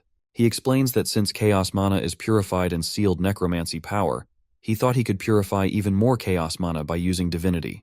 Barros finds himself intrigued by this and points out that they should also keep an eye out for holy artifacts. Our fearless idiot then casually suggests they could just steal from a church later. And not surprisingly, his equally foolish junior totally agrees without a second thought. They then set about waking the priest, and when the next day arrives, we meet the priest again, who is feeling quite flustered due to last night's incident, admitting he probably let his guard down and got knocked out like that. Karnak assures him that everything turned out fine regardless of what happened last night, though he adds that the charmed townspeople seem confused after getting back to their senses. The priest reassures them that with the church's help, they'll calm down once they grasp the situation. The priest then asks where our duo is headed next, and our boys casually mention they're planning to rest in Dararth City for now. With that, they hop on their horses and start riding off, while the priest waves final goodbye and makes sure to give them the blessing of goddess Hatoba. As they disappear into the distance, the priest can't shake the feeling that there's something a bit suspicious about those two, but he can't quite put his finger on it. He then decides to dig deeper into both of them once he gets back. Meanwhile, our duo continues their journey, and before diving into anything major for the day, they decide to grab some delicious grub first. Late at night, a man was heard moaning from a house near the city of Dararth. Not wanting to die, the man confessed that he was a necromancer, and promised our heroes that he would tell them everything he knew about the power of darkness. Karnak was not interested in this information, and he told Barros to put the man in the water once more. Nothing extracts dark energy better than holy water. Our heroes managed to catch a few necromancers today, which was a good catch. After their arrival in the city of Dararth, Alias asked for their help again. This was surprising since they had never met before. On the other hand, it showed how much the priests needed help. Most likely the priests had investigated after Karnak's duel with Randolph. But it seems that all they found out was that our hero's family had been killed by necromancers, and that's why he now wanted revenge. So now they were given necromancer-related cases and many holy relics. This was an opportunity Karnak did not want to miss. He was determined to continue blocking the paths through which the darkness of the end spread. According to his observations, this power spread through gates in time. He needed to catch about 20 more necromancers to fully complete the research. Barros guessed it would take about 3 months, and in that time some massive event could happen. Approaching the house, our heroes found a letter from the Order of Hatoba. Alias wanted to meet with them and explain the details in person. There was a feeling that something great was being prepared. After a while, our heroes arrived at Hatoba's temple, where they were met by the always positive Alias. The first thing he did was to introduce Karnak and Barros to some 2 strangers. The guy named Reltane turned out to be a 6th Circle mage, while the girl whose name was Sarathi Allen was a swordswoman from the Adventurers Guild. These 2 were quite famous, as even our heroes had heard their names before. Mages and martial aura users in this world were divided into levels depending on their power. The more circles a mage had, the more powerful spells he could use. For example, once a mage reached the 10th circle, he became a being that transcends the limits of humanity. Aura users were divided by the color of their aura: red, blue, purple, silver, and finally gold. The higher they rose, the purer their aura became. Only the 4th Battle King could become a Golden Knight. Reltane was a 6th Circle mage, while Sarathi was a Red Knight. It was enough to call them backup. Thinking about it reminded Karnak of how Barros fought on equal terms with the 4th Battle King, despite never having studied martial aura. Approaching the 2, Karnak said that he had heard a lot about them, and it was an honor to meet them in person. But Sarathi immediately objected, replying that they were the ones who had managed to catch so many necromancers in such a short time. Alias was glad that the introduction had gone smoothly, but it was time to explain the purpose of their arrival.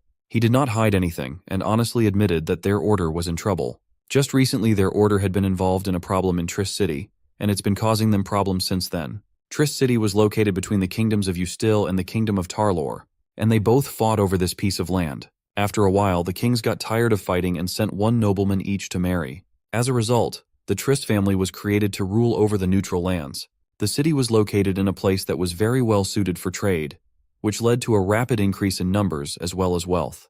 But with this came problems, as the city authorities were unprepared to control and manage the large flow of new population and wealth. And as a result, power in this city was seized by criminal syndicates. Soon Triss turned from a prosperous city to a haven for criminals.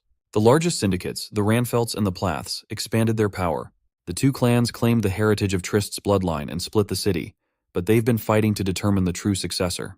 The kingdoms, which had been troubled by the management of the city, agreed to acknowledge whichever side could rule the city properly as the new count. And so, the Ranfelts and Plaths fight continued on for decades. But the Plaths gained the upper hand ever since the darkness of Apocalypse took hold. The Plaths, who were involved in the slave trade business, worked with necromancers, who had similar goals. The Plaths then quickly began to attack the Ranfelts, but they drew too much trouble. The Ranfelts, having discovered the Plaths' use of necromancers, reported it to Order, and Hatoba Order made a move as soon as they confirmed the use of necromancy. The fight ended in the victory of the Ranfelts, and the Plaths were barely able to maintain their name.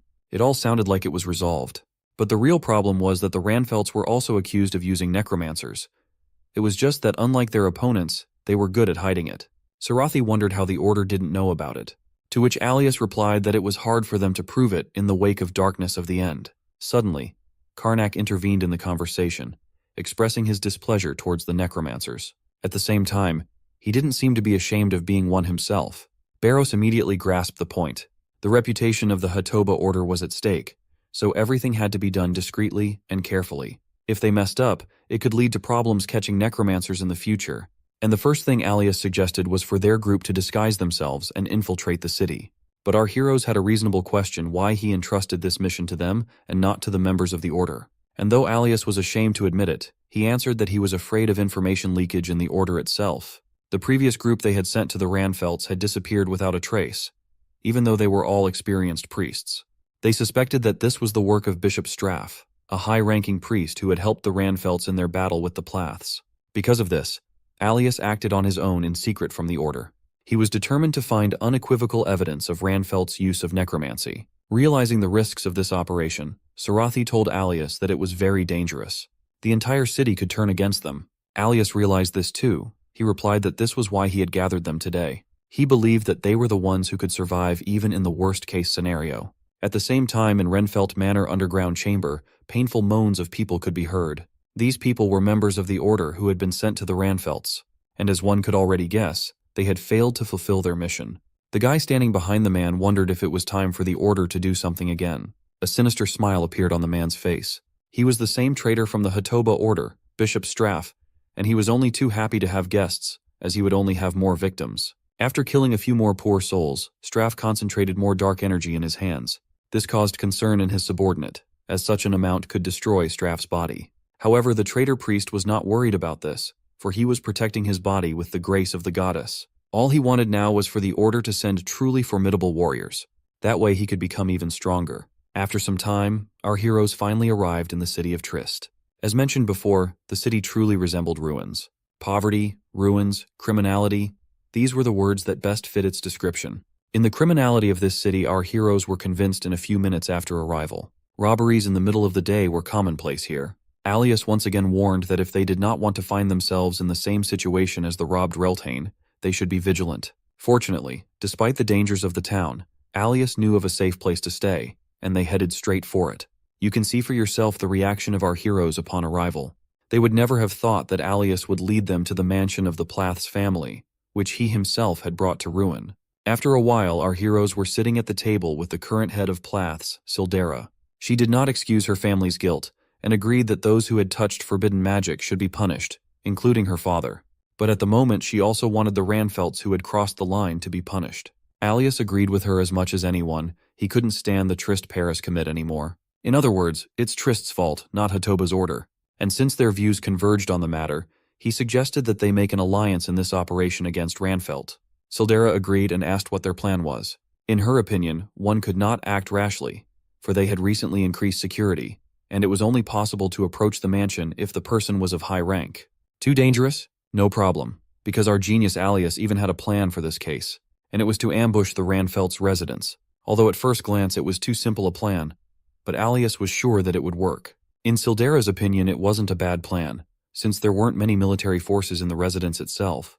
But what bothered her was the lack of information about the presence of necromancers. However, in Alias's opinion, everything was fine. For this mission, he had just gathered people who were veterans in fighting necromancers, and their competence could not be doubted. And so, late in the evening, the operation to infiltrate the Ranfelt's mansion began. The plan of our heroes was to distract the outside guards with Molotov cocktails. Then, taking advantage of their confusion and surprise, to sneak into the mansion.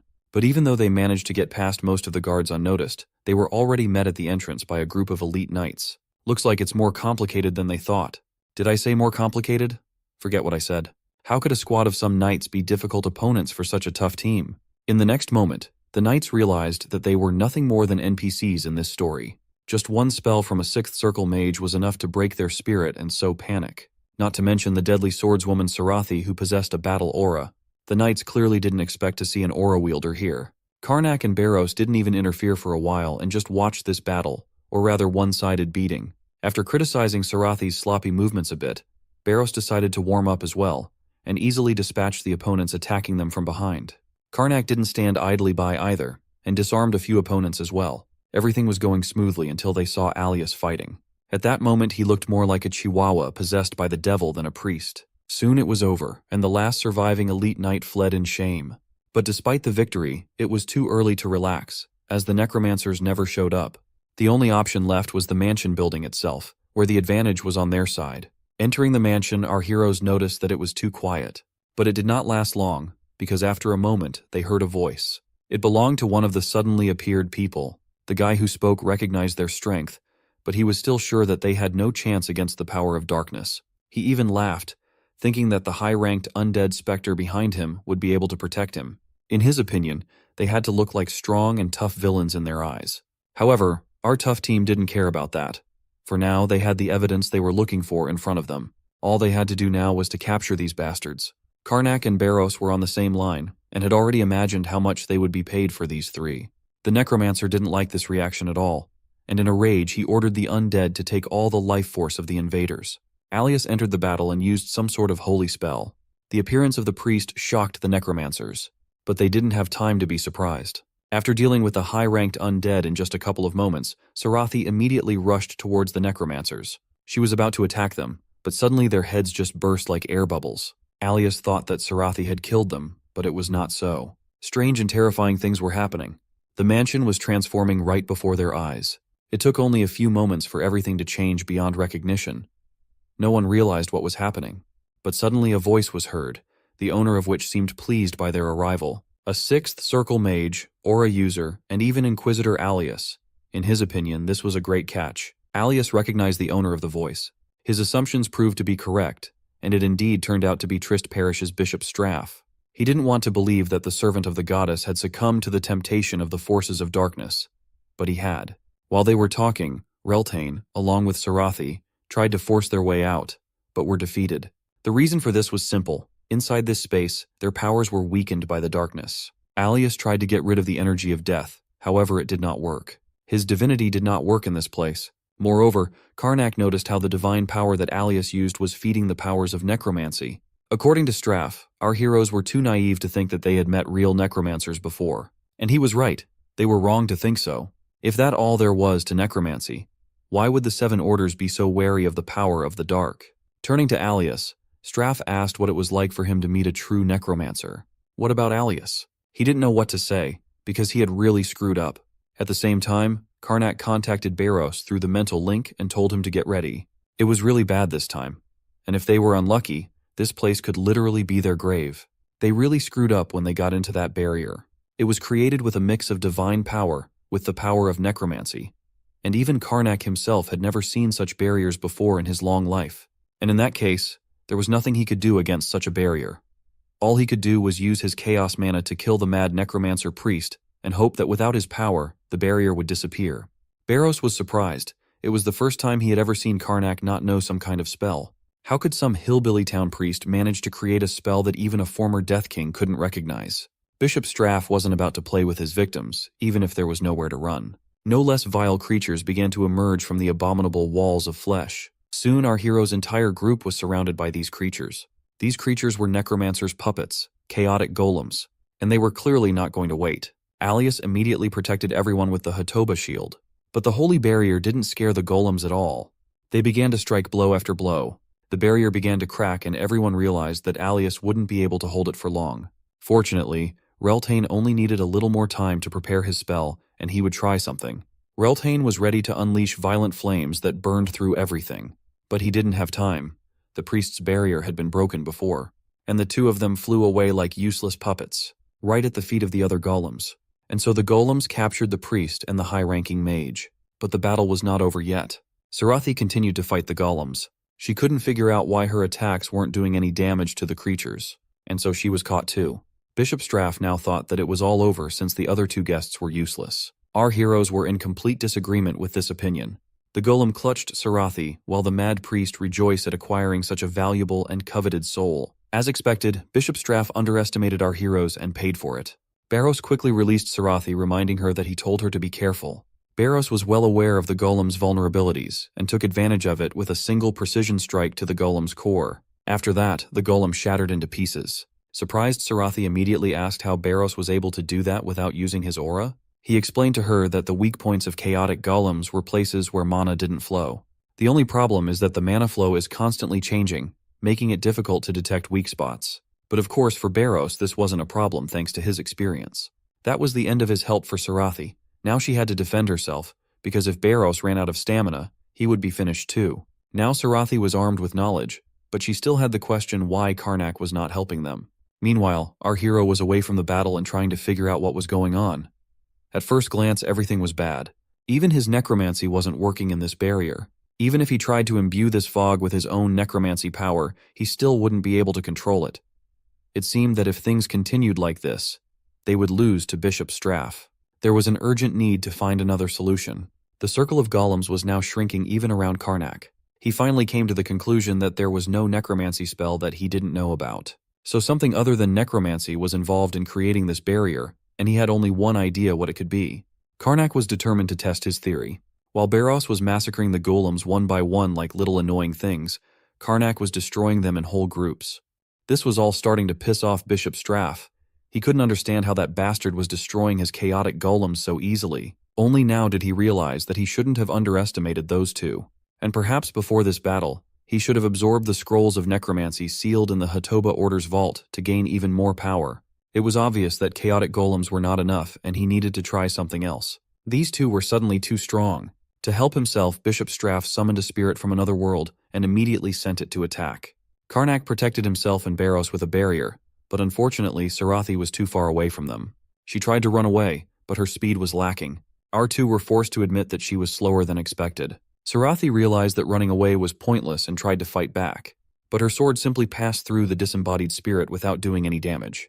But when the spirit touched her hands, something happened. Sarathi was pierced with incredible pain and her hands became black and lifeless. The spirit grabbed her. Even an aura user like her couldn't do anything. This was all getting tiresome for Karnak. He had already realized everything and wasn't going to hide anymore. Karnak used his necromancer power and was going to show this amateur necromancer who the real necromancer was here. The barrier of flesh around him began to crumble, and our hero smugly noted that he was right. Bishop Straff didn't understand what was happening and why his barrier was falling apart, and the summoned spirit was disappearing. He only asked angrily what Karnak had done. Nothing really, as it is for the King of Death. Our hero had simply placed his own barrier on top of the Mad Priest's barrier. Karnak asked him how he could allow himself to act so high and mighty when he was really just an amateur. Bishop Straff was of course offended by such accusations, and was determined to prove otherwise by summoning his army of the dead from the underworld. Apparently even such an amateur necromancer had his own army, but it wasn't clear to Barros how that madman could summon so many dead even after his barrier collapsed. There was another problem. Against such basic necromancy, even Karnak couldn't do much. They would have to deal with these undead on their own and with their own hands. Except even Barros saw that these undead were not basic at all, but highly ranked. So why does Karnak call it basic necromancy then? The fight went on, but the more they killed the undead, the more appeared. It turned out that this mad priest had more power than they thought. At this rate they could fight this undead forever. Karnak realized that the longer they fought, the worse things were getting for them. They needed to take a break, and then they would have a chance. He was going to create an illusion. Gathering his strength in his fist, he unleashed a dark blade scattering all the undead around him. Who would have thought? But it was much more effective than a sword. Bishop Straff had to admit it was a good move, but he was sure that it was all useless against his overwhelming power. To demonstrate this, he summoned Demon of Gehenna right in front of our heroes. Demon of Gehenna immediately turned to the priest who had summoned him and demanded to name his wishes. He wished without a doubt for the demon to kill the two men and bring him the red-haired woman. But there was a problem. The demon didn't understand who he was supposed to kill and was furious about it. He didn't think of the illusions as people. Karnak's illusion only laughed at him. He had never met a necromancer who was so easily fooled by illusion. As soon as the priest's barrier fell completely, Karnak created this illusion that only a true amateur could fall for. All that Bishop Straff saw before him was an illusion that had now evaporated. But now it was too late to do anything, and he could only curse those bastards in rage. Meanwhile, our two were already far enough away to catch their breath.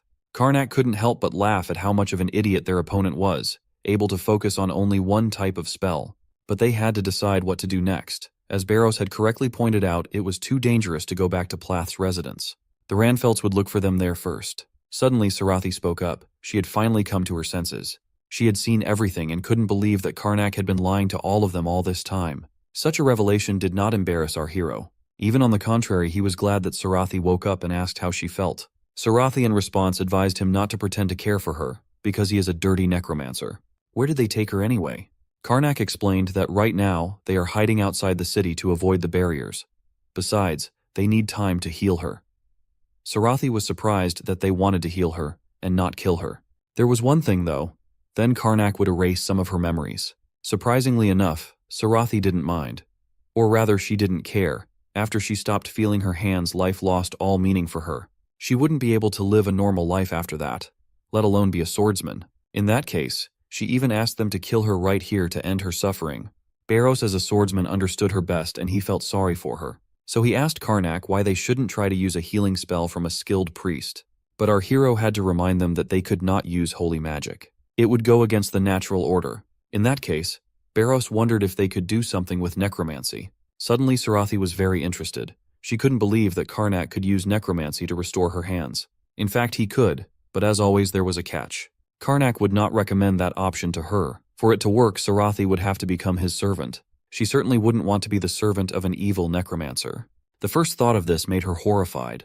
A necromancer can control a human soul to use it as a slave after a slave contract is made. Sarathi had heard many stories of captured adventurers who went through brutal tortures before meeting their end and giving their souls to a necromancer. She was horrified to even think about all of this, and it seemed impossible for her to accept such an offer. But she hesitated. Meanwhile, Karnak was asking Barros through the message system if he had mentioned all this on purpose. Of course, yes. Barros was sure he had no other choice. After all, he knew how she was feeling right now, and he wanted to give her hope. In that case, it was up to her. Karnak had assured her that he tried to stay away from using necromancy, and seeing her current state, he couldn't really give her advice on what she should do. But if she does decide to become his servant, she can regain her lost hands. The decision is up to her, and he is willing to do as she says. Sarathi had one last question. What happens when she becomes his servant? Karnak explained that once the contract is finalized, he will be able to see the structure of her soul. With that information, he would be able to rebuild her body. After that, although she will have free will, there will be a few restrictions placed on her, and if she betrayed her master, she would meet instant death. Sarathi came to the conclusion that although it sounded dangerous at first, it was not too different from the vow of loyalty that knights take. She was faced with a choice of what to lose, her freedom or her future as a swordsman, and the decision was left up to her. She finally made up her mind, and asked Lord Karnak to accept her as his servant. After making sure she was sure of her choice, Karnak proceeded to sign the contract. In the name of Karnak gestured Lord of Darkness, he asked her if she would become his servant, and Sarathi said yes. Now she had to open her mind and accept this contract of servitude. If she did so, she would regain what was lost. The process was not pleasant, and her body was filled with dark energy, but in return, her dead hands began to come back to life and return to normal. She could hardly believe her eyes. Sarathi was now officially a servant of Karnak. Her hands were with her again, and her happiness was unbounded. But there was no time to rejoice for long. There were plenty of problems, and they had to decide what they should do with the kidnapped Alias and Reltane. Karnak realized that Straff's necromancy was stronger than he thought, so it would be better to use large-scale necromancy instead of chaos mana. Barros knew that if Karnak used this method, the city would be destroyed. They were faced with two choices. The first was to prepare, build themselves an army, and then go save Alias and Reltane. The second was to just abandon them and run away from here. Barros pointed out that whichever choice they made would make them the bad guys. On that, they both agreed that being good was difficult. But Sarathi thought otherwise. For her it was simple, since saving her friends was the obvious choice. Barros wasn't so sure about that, because then they would have to use such a brutal method. Sarathi still stood her ground, certain that even if it was the best choice, they couldn't just abandon their friends. And that they would save their friends despite the potential danger was definitely the right thing to do. R2 didn't quite get it right and decided that if the intention is good, even evil methods are justified. There was no limit to their joy when they realized they could use necromancy and it would be justified. And the fact that Sarathi didn't mean it didn't bother them at all. Meanwhile, in the city of Trist itself, things were turbulent. The guards and warriors sent by Bishop Straff were looking for suspicious outsiders as best they could. All those who were not locals were caught in the crosshairs. Merchants were especially hard hit. The guards had an order to capture all outsiders, but there were also some who shirked their work and rested instead. When another guard noticed this, he immediately ordered him to move and work, to which the first one asked how dare he give orders. The second guard also did not do it willingly, but orders are orders. Suddenly his sword glowed with a green aura, and he attacked the first guard against his will. The resting guard was a bit shocked by what the other one was doing, but he wasn't going to retreat, even when the other tried to explain that it was a misunderstanding. Blood was spilled and the second guard was badly wounded. The others tried to stop them, ordering them to stop fighting and get to work. But when that guard turned towards them, the Karnak illusion made him look like a monster. Everyone immediately rushed at him to kill the monster. The poor guy didn't even know what was going on or what monster they were talking about. Karnak started it all. This city was so corrupt that it completely panicked as soon as the problem appeared, and the process of restoring the Necromancer King's power went easier than he expected. At the same time, it was a mystery to Sarathi why he had put on this show. Actually, Karnak was just making an undead army for himself. It was the best strategy to counter Bishop Straff, and luckily there was plenty of death energy in this cursed city. However, although there was energy, there were not enough bodies. Therefore, our hero had no choice but to make them. It's just a little evil that these two had to do to save their friends. At least that's how they reassured themselves. Sarathi didn't know what to say. If she hadn't convinced them of something like this, they probably would have just abandoned Alias and Reltane. Sarathi also noticed that Karnak, as a necromancer, wasn't as evil as the rumors said about them. He only victimized the Ranfelt warriors with his illusions, leaving the regular townspeople alone. Driven by their corruption and illusions, the bandits killed each other, remembering their old quarrels and conflicts. And so they died one by one, without realizing what was going on and who had started the whole slaughter. Sarathi was surprised by such cruelty, but our two were pleased with the progress. This number of corpses should have been enough to do the job for sure. Karnak began to take action, calling for his new army to awaken and rise up. His dark energy went straight to the square full of corpses, and the former bandits of the Ranfelt clan rose from the dead to serve the new master. This new army staggered unsteadily toward the residence of Bishop Straff. Watching this march of the dead, Sarathi realized how wrong she had been when she thought that Karnak was not so evil and cruel. Now all the streets of Trist were filled with an army of the dead. Karnak ruled them with his iron will, commanding them to move forward, while Sarathi regretted her decision to become a servant of someone like him and doubted her future well-being. Thus began the war between the two undead armies. Karnak's army had the advantage in numbers, but Straff managed to summon ugly gargoyles, which were quite successful in attacking the undead from the air. Watching this, Karnak once again noted that Straff's necromancy power was stronger than he thought. He was able to summon a death dragon and 7 trumpeters. Only our hero should have been able to use that spell. Although since the past had changed, maybe people were able to get some of the items that used to belong to him. Either way, he had to hurry before his real plan was discovered. Sarathi was shocked to learn that most of these zombies were just an illusion. Of course Karnak could gather such an army, but not in such a short time. Now she had changed her mind about our hero for the 10th time this evening, and happy that he wasn't so bad, she was already asking them to hurry up. Inside the Ranfelt residence, Trist was preparing another vile ritual, about to sacrifice Alias and Reltane. The sudden attack of these common zombies had taken him by surprise at first, but now he saw them as no threat. To him they were just pests despite their numbers. Among all these undead, he was looking specifically for the 2, those bastards who had recently escaped from him. Surely that Necromancer was behind this army. And while his attention was focused on the battlefield, he didn't notice the guests entering. Straff turned around in horror as he recognized the voice. He had only one question. How did they get here? Karnak reminded him that he said they would see each other soon, and as a king he was used to keep his word. Baron Karnak opened the second round with a cheeky insult at the bishop's exhaustion in dealing with the zombies outside. Alias and Reltane had been bound and knocked out on the sacrificial altar. Fortunately, they hadn't gone through the ceremony yet. Seeing the trio that had been messing with his plans, Bishop Straff was livid. He argued that they were mistaken for coming here, into his domain. Although it was true that he was weakened and tired, he was still powerful enough with the support of his own zombie army. As the undead surged towards their position, the knights immediately drew their blades. Without wasting another second, Barros and Sarathi met the zombies with a slash after the slash. Karnak also took advantage of the commotion to call the spirits from the depths of purgatory.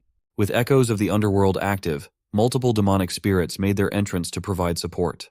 The spirits went on to slaughter the zombies. Every contact they made resulted in death. Zombies fell, and their numbers thinned out, putting the bishop in a tight spot. It did not help that the knights were killing machines in their own right. As the clock kept ticking, more and more zombies were slain. After a while, none of them were left. The fallen bishop was exasperated as he watched his entire army get dispatched so easily. This forced him to pull out his trump card. He called Gehenna's demon once more. From the malevolent magic circle on the ground came the demon that was disrupted earlier. While Sarathi worried, Barros was unfazed. He was not impressed with the repeated summoning at all. Nor was Karnak. He found the bishop's style too repetitive, as his necromancy must have reached its limits by now. Taking advantage of the situation, Karnak launched a simple counter-summoning spell. His power started pushing the demon down, but it resisted with all its might. Karnak smiled and taunted the bishop and his pet demon. But the taunting made Gehenna's demon rageful and supercharged, brute-forcing his way out of the counter-summoning. Eventually, it managed to break free of the counter, causing quite a stir inside the creepy giant basement. Gehenna's demon was successfully summoned. With his blade in hand, he asked the bishop for his wish. Bishop Straff requested the death of the men and for the woman to be brought to him. With the request acknowledged, the deal with the devil was finalized. Karnak had not expected his counter to fail, and now they must face the suffocating pressure of fighting against a demon. Since it did not go as planned, Karnak just tasked his knights to go and fight that thing. They could either await their deaths or fight. The choice was pretty obvious. Even with Sarathi and Barros attacking in coordination, the demon's pure strength and defense proved too hard to pierce through. Their efforts were called laughable, an act of resistance from an insect.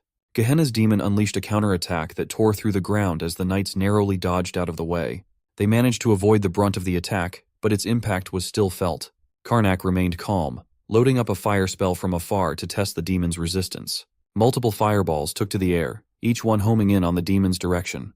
The big red bald bastard did not even stress about those balls. He just raised his hand and absorbed everything. Sarathi reckoned that the demon had the fighting capabilities of a purple knight. Barros regretted not having awakened his battle aura yet. Hearing that stuff about battle aura made Karnak realize they always had Plan P. Barros stood up in realization as well, leaving Sarathi confused as to what this plan was. Karnak channeled his power into Barros's mind, carefully manipulating the mana inside. He started going on about his kin when it was clear that these two were not related at all. Then Karnak handed down the order to open his slave's mind and accept what was coming. Suddenly Barros's consciousness floated right into Sarathi's. You see, it's called Plan P for a reason. Plan P for possession. It had been a while since Barros took over someone else's body, but he managed to get in without any trouble. Karnak was pleased with himself, dubbing this hybrid as Sarabarros. Sarah did not like that at all. Charging forward, Barros apologized to the young woman for borrowing her body for just a bit. She could only wish for him to treat her body well and give it back later. Gehenna's demon laughed, thinking that a bastard who couldn't even use aura himself wouldn't be able to utilize someone else's aura. But he was gravely mistaken. Giving Barros a body capable of inducing aura was like equipping a sniper with a proper gun. With his first attack, he quickly showed the lethality of a red aura when used correctly, slicing the demon's stomach open. Barros was so feared in the first timeline precisely due to his expertise in using someone else's battle aura. The demon could also see that. Barros just aimed for his minuscule gap in defense perfectly. The power behind the slash was no joke. Pushing Sarathi's body even further, Barros managed to bring out a blue battle aura, surprising the young woman herself. Barros was just in awe of her body's latent power. Thanks to this jump in level, fighting would get a little easier and more comfortable. And so, the demon's body served as a training dummy to get sliced and diced in every way possible. Barros was doing so with a big bright smile. Gehenna's demon was being overwhelmed, and he hadn't even had the chance to fight back and show his own strength. Tried as he might to break through the relentless attacks, every movement he made just resulted in more injuries. Taking a breather down below, Barros avoided a well-timed counter by the demon. He laughed and taunted the demon to try harder. Gehenna's demon might look like a horrific beast, but the real monster here was Barros. Still, the demon's pride refused to give up. He just couldn't afford to take the L. He believed that if he somehow got Barros out of the girl's body, he would win. So, he launched a ranged attack aimed at the one who cast the spell, Karnak. The demon magic hit the ground, vaporizing everything around its destructive explosion. He laughed at the human's carelessness, which gave him an open shot. Then he heard Karnak's mocking voice. The Baron was laughing at the foolishness of the summoned demon falling for the same trick as the summoner earlier. Around the battleground, countless illusory figures of Karnak popped out one by one. The one that got bombed was also one of these dupes.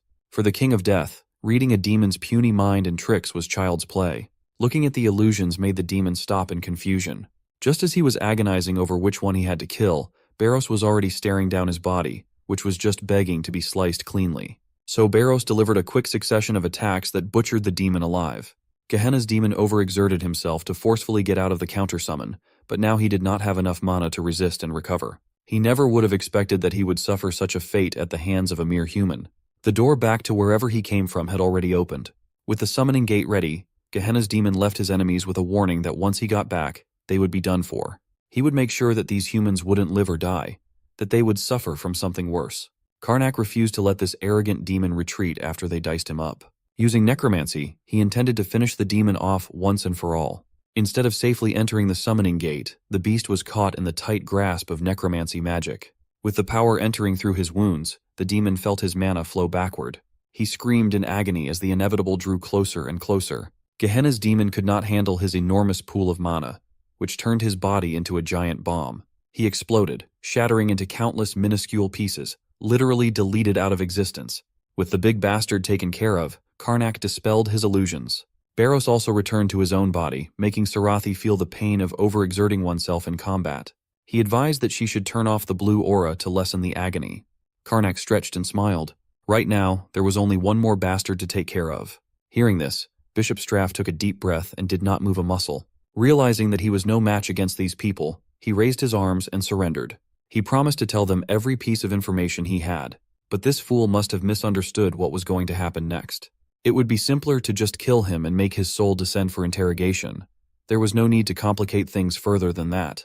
Before handing out the kill shot, Karnak asked Sarathi if the bishop should be killed. and she had no qualms about letting this maniac rot in hell. Baron Karnak's sharp and visceral mana took the form of a scythe, a fitting weapon for a fitting end.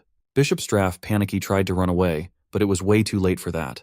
He got his body eviscerated by the giant scythe, painting the ground with his dirty blood. With every enemy taken care of, it was time for necromancy business. Karnak sat beside the bishop's corpse and began. After a few moments, he managed to draw a spherical concoction of dark energy from Straff's corpse.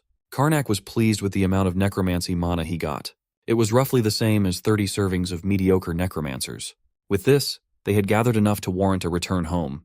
The King of Death and his head commander were already planning which restaurants to try on the way back. If Sarathi had not reminded them of their abducted comrades, they would have totally left without paying them any mind. After untying the two and waking them up, the trio gave them a cover story of how they defeated Bishop Straff with just 3 people.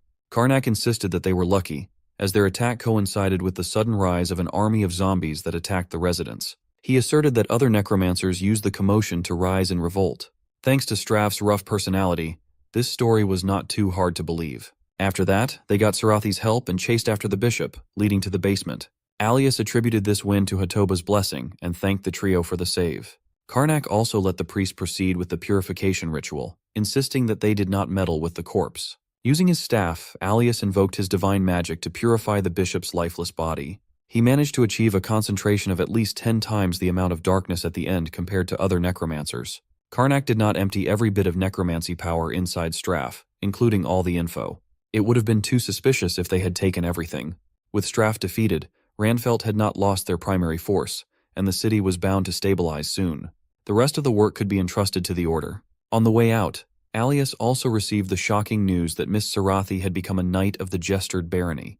Perplexed, the priest asked why such a promising talent pledged to a relatively unknown house. She explained that the events from last night made her realize that Baron Karnak was someone worth pledging her allegiance to. She looked like she did not mean her words, though. Alias was just glad that she found someone to serve. For now, Karnak and his gang needed to return to his territory to officially ordain his new knight. So this was goodbye for now. Karnak hoped that when the opportunity arose, the group would be reunited once more. The journey back to Gestured Estate was long and uneventful, so we're skipping it. As soon as they arrived in front of the manor, Old Man Tapel and the entirety of the staff welcomed them with smiles. It was nice to see familiar faces again. Just as Tapel was about to ask them about the journey, his words started trailing off. He looked behind the young lord and saw a beautiful red-haired woman.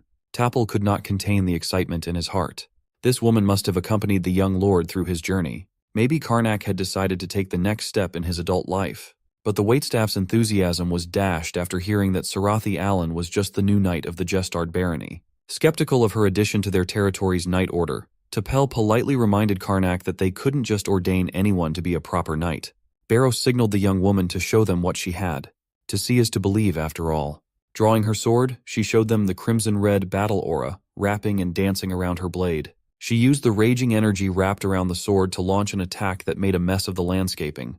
It eventually reached a tree and sliced it in half. Her sheer destructive power was something that ordinary people do not see every day. Sheathing her sword, Sarathi properly greeted the staff of the manor, while they all wondered what such a talented fighter was doing in their shabby area. Things had been relatively peaceful in the barony for a few weeks after they had arrived. Sarathi had adjusted to her new life, constantly training and sparring with the barony's military force. She had gained quite a reputation for making the soldiers struggle. Almost everyone had experienced being beaten by the fiery redhead. Sarathi had mopped the floor with men bigger than her with just strength and technique. She was not even using her battle aura when sparring. Today was no different. The soldier could not handle the smoke and got his blade knocked loose from his grasp. Another win for the new knight. The captain had to step in and end the training for the day. While the soldiers headed out of the training grounds to clock out and relax, Barros walked toward Sarathi to thank her for helping the other knights train. With a sword already in his hand, Barros asked if he could spar with her next. She answered by immediately wrapping her blade with battle aura and launching a serious attack. Barros easily deflected the fierce offense while criticizing her for her awkward use of aura. Immediately countering, he knocked her out of balance while adding that Sarathi had a tendency to waste her power instead of just using the right amount of strength in each strike. But working on those glaring issues was easier said than done. Sarathi knew that all too well. Retreating to widen the gap between them for a second, Sarathi asked a question. She asked if he could just enter her body again, as Sarathi believed that she could try to get a feel for it if she could experience him inside her a few more times. Barrow scratched his head and advised against that idea, as possessing someone more than thrice could corrupt the body's soul, leading to insanity. But he assured her that she could easily get stronger without the crutch of possession. She had the talent to go far. Also, he was going to need her help awakening his own battle aura soon. Meanwhile, Karnak was still mulling over the oddity of the bishop's techniques. He still could not figure out just how Straff managed to combine necromancy and divinity. That opened up the possibility of combining different powers together. But Karnak had never encountered something like this in the first timeline. Or he would have learned of it already. For the first time in a long time, he was stumped by a problem pertaining to necromancy. For now, it was more important to block the hole that was spreading darkness. From his understanding, the darkness of the end flowed and pierced through time and space to enter the land. For that, he needed to make a powerful physique to investigate the dangerous plane of time and space. Using his necromancy power washed down into several strands, he manipulated them into form without a single bit of error. It resulted in a dark eye made of his own necromancy power taking form. This eye had a physique powerful enough to endure through a time-space investigation. He called it the Eye of Darkness. The creation of the eye led the gang to yet another journey. Out in the forest of Deventor territory, Karnak reprimanded Barros for not awakening his battle aura when he used to be the world's greatest martial artist. Well, that was before they regressed, and it was a lot easier when the Death King could just give him the dark battle aura. Sarathi was just listening to their ridiculous stories, awkwardly trying to stay out of their business. Earlier in their journey, she learned the truth about how these two idiots caused this whole necromancy renaissance. Learning that your new boss was once a world-dominating Death King was not for the faint of heart. She already had a feeling that these two weren't ordinary people, but nothing could have prepared her for the reveal that they were transcendent beings who once took over the world. If you just look at them and eat like hungry, immature kids, picturing them as apex predators becomes difficult. Right now, their objective was to raise the Eye of Darkness in the Deventor territory to avoid the hassle of getting caught using necromancy on their own turf. Also, Karnak still held a grudge against the Deventors for what they did to his whole family. As the bright moon lit the sky, the time to do what they set out to try had come. Karnak took out the eye, and the sickly and dark energy around it burned the light itself. He was going to send this thing through time and space to see if there was a way to close the door of darkness once and for all. So he sent the eye to the sky, hoping that it would work. It ascended to terrifying heights in a span of a few seconds. They couldn't really open the domain of time and space right now, so they were just peeking through it. Karnak would have to connect with the eye to enter the infinity realm. He would become unconscious, so his two knights would have to protect his body. He closed his eyes and proceeded to establish the connection. From the pitch-black darkness, his sense of sight gradually returned. Karnak successfully gained control of the eye and immediately surveyed the infinity realm. From afar, he saw a silhouette of a tree in the middle of an endless body of water. He hopped a little closer and was in awe of the plant and its crimson body. He finally found what he was looking for. The Tree of Emptiness, Astra Schnaf. This was the true form of authority he used to wield. This was essentially a piece of him, but he wouldn't deny that it looked ugly as hell. From one of its branches, a red fruit fell and hit the water. The water rippled and sent the fruit someplace else. This explained how the darkness of the end kept spreading through all corners of the world. Stopping Astra Schnaf from dropping fruits should stop their problem. All he had to do was find the core of authority. After going around the tree, he quickly found the bundle of dark energy stuck to it.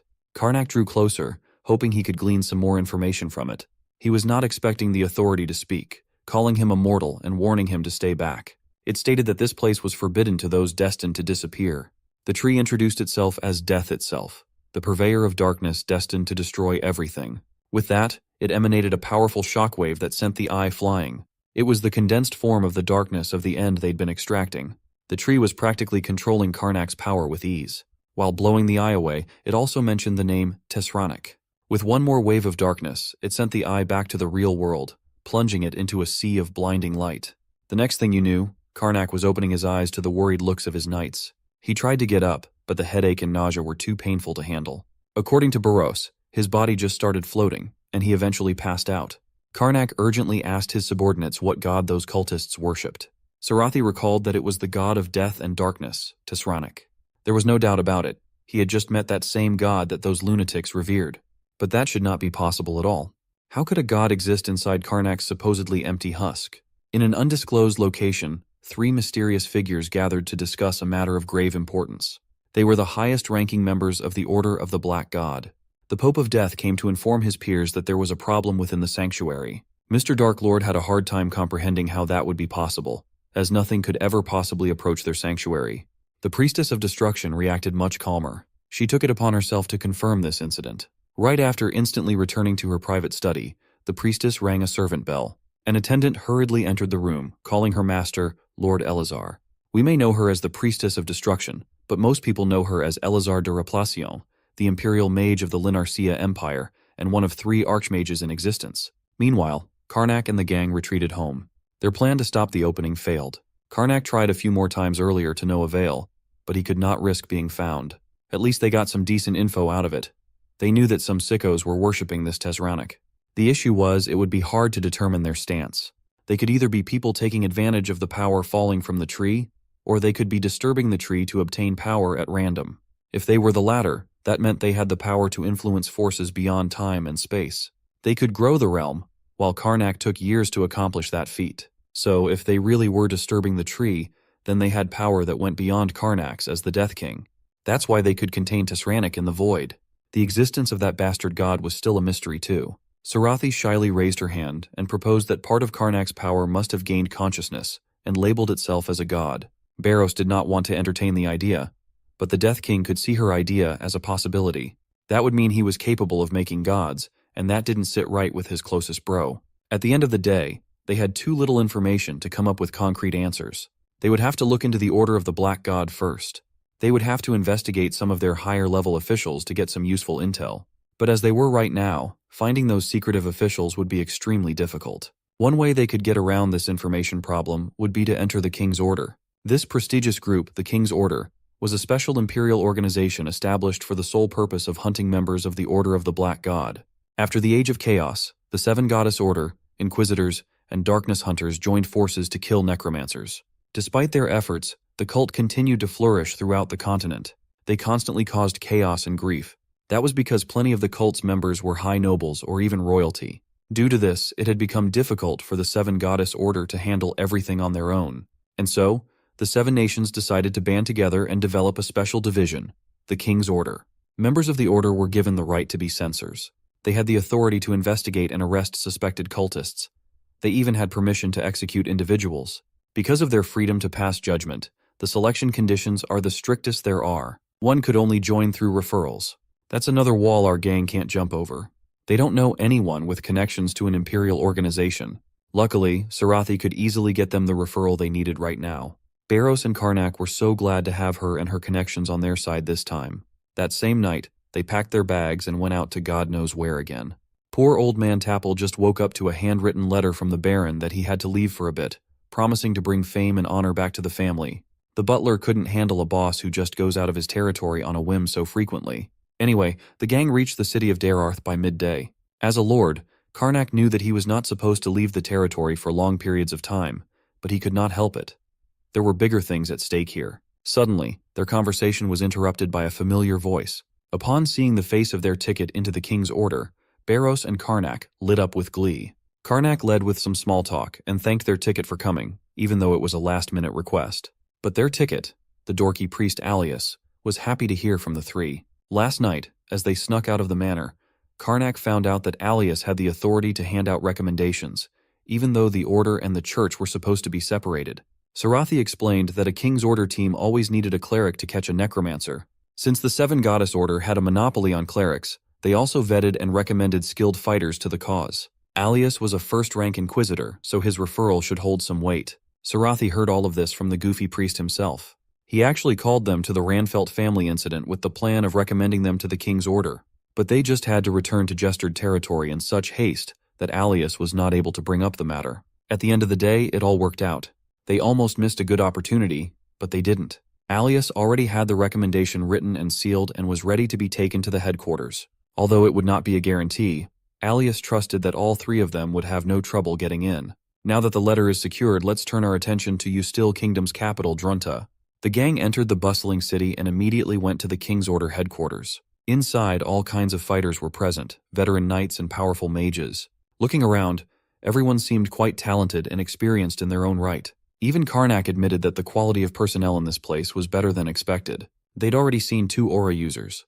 The people in the capital were just built different. Suddenly, an attendant came out to invite them into the Order Lord's office after the letter was confirmed.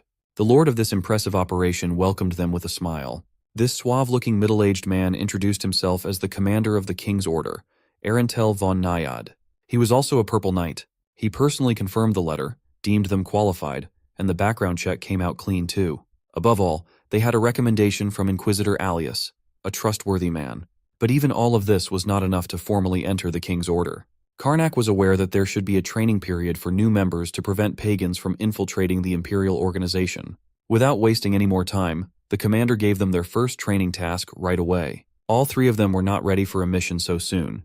But in this line of work, there's always work. Commander Arentel smiled brightly and formally welcomed them as trainees. Back in the lobby of the headquarters, they met with 3 veterans that they would tag along with. The chubby man up front introduced himself as Tarma, the 4th Battalion's general. He would be guiding the 3 Stooges through this mission. He was also the second son of Viscount Alban and a 5th Circle mage. The other 2 were Kald, Delim's dual-blade swordsman, and Alice, a second-rank inquisitor from the Church of the Goddess of Ocean, Artema. Karnak and the gang were just unlucky to join on the day when a mission had just been greenlit. Barros did not expect the general to be a pudgy mage too. Tarma also acknowledged that it must be strange to see a mere 5th Circle mage commanding battle aura users in battle. He elaborated that in this line of work, identity is also an ability. Having a good name is a plus, as they often deal with secular powers. The main jobs of the King's Order don't always involve bloodshed. They mostly collect information, track down pagans, abduct key figures, and conduct interrogations. Just because someone's a good fighter doesn't automatically make them a good fit. Sarathi couldn't help but notice that those missions sounded very villainous. Well, they were villains in the cultists' and pagans' eyes after all. The nature of the job gives mages who can use diverse methods higher value than aura users. That's why most of the generals in the King's Order are talented mages. However, since the organization was built to keep the 7 Goddess Order in check, priests and clerics can't become generals. As for their mission, they had received information that a regional noble had joined the Order of the Black God. The suspect, Count Brelant, was holed up in the south of Ustil Kingdom. The team would have to disguise themselves as adventurers inside Brelant County while gathering proper evidence and possibly handing down the Count's punishment. That was all the info they would be working with. They didn't even have confirmation if the man was a pagan or not. You could see in the veterans' faces that they'd been working on chasing empty leads like this one for far too long. Now Karnak could see why the King's Order was so busy. Out in the county, Count Brelant's castle loomed under a dark and heavy storm. Inside, the Count watched and sat beside his sickly son with worry and distress. A hooded figure urged Count Brelant to open his eyes before his son's sickness got any worse. But the Count stood strong. He knew the fate of those who fell into necromancy. He had heard stories of people being promised a revival only to return as moving corpses. The hooded figure admitted that this was true a while ago, but that practice could not be called true necromancy. Now, they had learned how to serve Tesranic and use the true power of darkness properly. If the Count wanted death not to be his son's fate, the cultists promised to cure the boy's illness. And curing an illness could never be an evil act, right? They continued whispering to the Count, pushing him to the dark side using the fear of losing his young child. The cultists tugged on the Count's heartstrings. They knew just what to say to make him fear more and feel the injustice of the world. Their musings were accompanied by the boy's painful coughs. The Count was hooked. He had already tried commissioning the help of the 7 Goddess Order, and they were of no help. Count Brelant just wanted to give his son a chance to live life. And so, he expressed his desire to learn the ways of Tesranic. At the inn on the outskirts of their territory, a group of disguised King's Order agents had set up their base. This first day was dedicated to information gathering while being careful not to put the target on guard. They would use a method unrelated to pagans with the help of a wanted poster. In the picture was Helon Krat, a notorious wanted criminal in the capital. He was a master of disguise and had never been caught. He sure looked like he was the type to do heinous crimes. But Tarma revealed that Helen Krat was actually a member of the King's Order. They just like using his sketchy face to sell their act as bounty hunters chasing after a payday. The team decided to split into 3 groups and chase leads all around the county. Karnak and Kald were assigned together to conduct some old-fashioned canvassing. Alice and Sarathi also did the same thing. Meanwhile, Tarma and Barros went straight to the Count's castle under the guise of being bounty hunters from the Adventurer Guild. The disguised general played the part perfectly and explicitly asked for the Count's cooperation. Count Brelant looked emaciated and sickly, but he gladly offered his full cooperation to apprehend a dangerous man wandering through his territory. With that, Tarma and Barros stood up and assured the Count that they wouldn't cause any trouble. On the way back, Barros curiously asked the general if that was really all they came for. Tarma replied that it was, and it was also time to return to the inn. Although the conversation did not seem too informative, it gave them enough proof to take action. Although it was subtle, The general had already caught on to the whiff of dark arts. At nightfall, the team reconvened back in the inn to exchange information gathered throughout the day. Kald and Karnak discovered that the Count had lost his wife, leaving only him and his son. The boy had been suffering from an incurable disease that even holy healing spells could not resolve. This was a perfect tragedy for cultists to exploit. The Count also led the charge to expel criminals, causing the crime rate to drop drastically. If it had been handled normally, the criminals would have moved to other towns, but it resulted in a mass disappearance. This was a common occurrence when dealing with necromancers. As for Tarma and Barros, their visit to the castle was quite revealing. He noticed that every window was fitted with thick curtains as if they were installed to block out the sun. A familiar tale that suggests this case pertains to vampires. At the castle of Count Brillant, nights are livelier than the days. In the massive dining hall, father and son sat together to enjoy their meals. While eating his full-course meal, the Count asked his son, who was drinking a bloody red liquid, if he despised his father. The young man simply smiled and stated that this was his first time realizing that life could be so calming. Humans kill to eat and survive. He merely drinks what the order provides, and he doesn't harm anyone. Sure, his diet had changed to drinking blood, but it's still a fate better than early death. Count Brillant kept convincing himself that his son had not changed. He's still the polite and vigilant boy from before, and the Order of the Black God is not heretics. They are merely the new truth of the new age. He also believed that when Tesranik set foot on land to balance life and death, his son would be able to live a normal life again. All he could ask was for his boy to endure a little longer, as he would not let him live in an unnatural body forever. The next day came, and the team continued questioning random people on the streets as they still needed to find irrefutable evidence. While walking around, Alice and Sarathi encountered a man asking if they were the bounty hunters roaming around. The man told them that the Count had found the guy on the wanted poster, which should have been impossible as they were looking for a fake wanted man.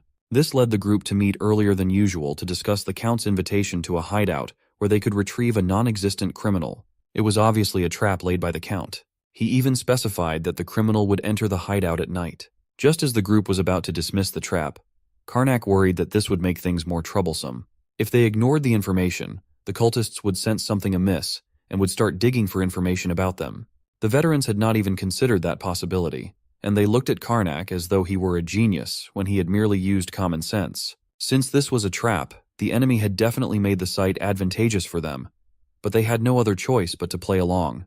The hideout provided by the Count's camp was a little old cabin in the middle of the woods. Inside, the agent sat in silence, waiting for the Count's next move calmly. Sarathi broke the silence by asking how strong vampires are. Tarma answered that they should be just a few times stronger than when they were human. Ancient vampires are a different story, though. Thankfully, they are often discovered quickly and slain just as fast. If an aura user or a mage becomes a vampire, they won't be able to use their old mana and would have to retrain with dark mana, thus becoming weaker. Tarma was doing a good job pacifying the newbies, confidently labeling his group as the kingdom's cream of the crop. Their upbeat discussion was interrupted by a fiery meteor descending on the cabin's roof. Upon landing, it exploded and burned everything in sight. As the debris scattered everywhere, the dust settled, and the whole group was saved by Alice's barrier. She reacted quickly against the sneak attack. In front of them was an army of crimson-eyed warriors. These vampires had already suspected that the king's order had come to their territory to play. No mere bounty hunter could survive their sneak attack, so this pretty much confirmed their hunch.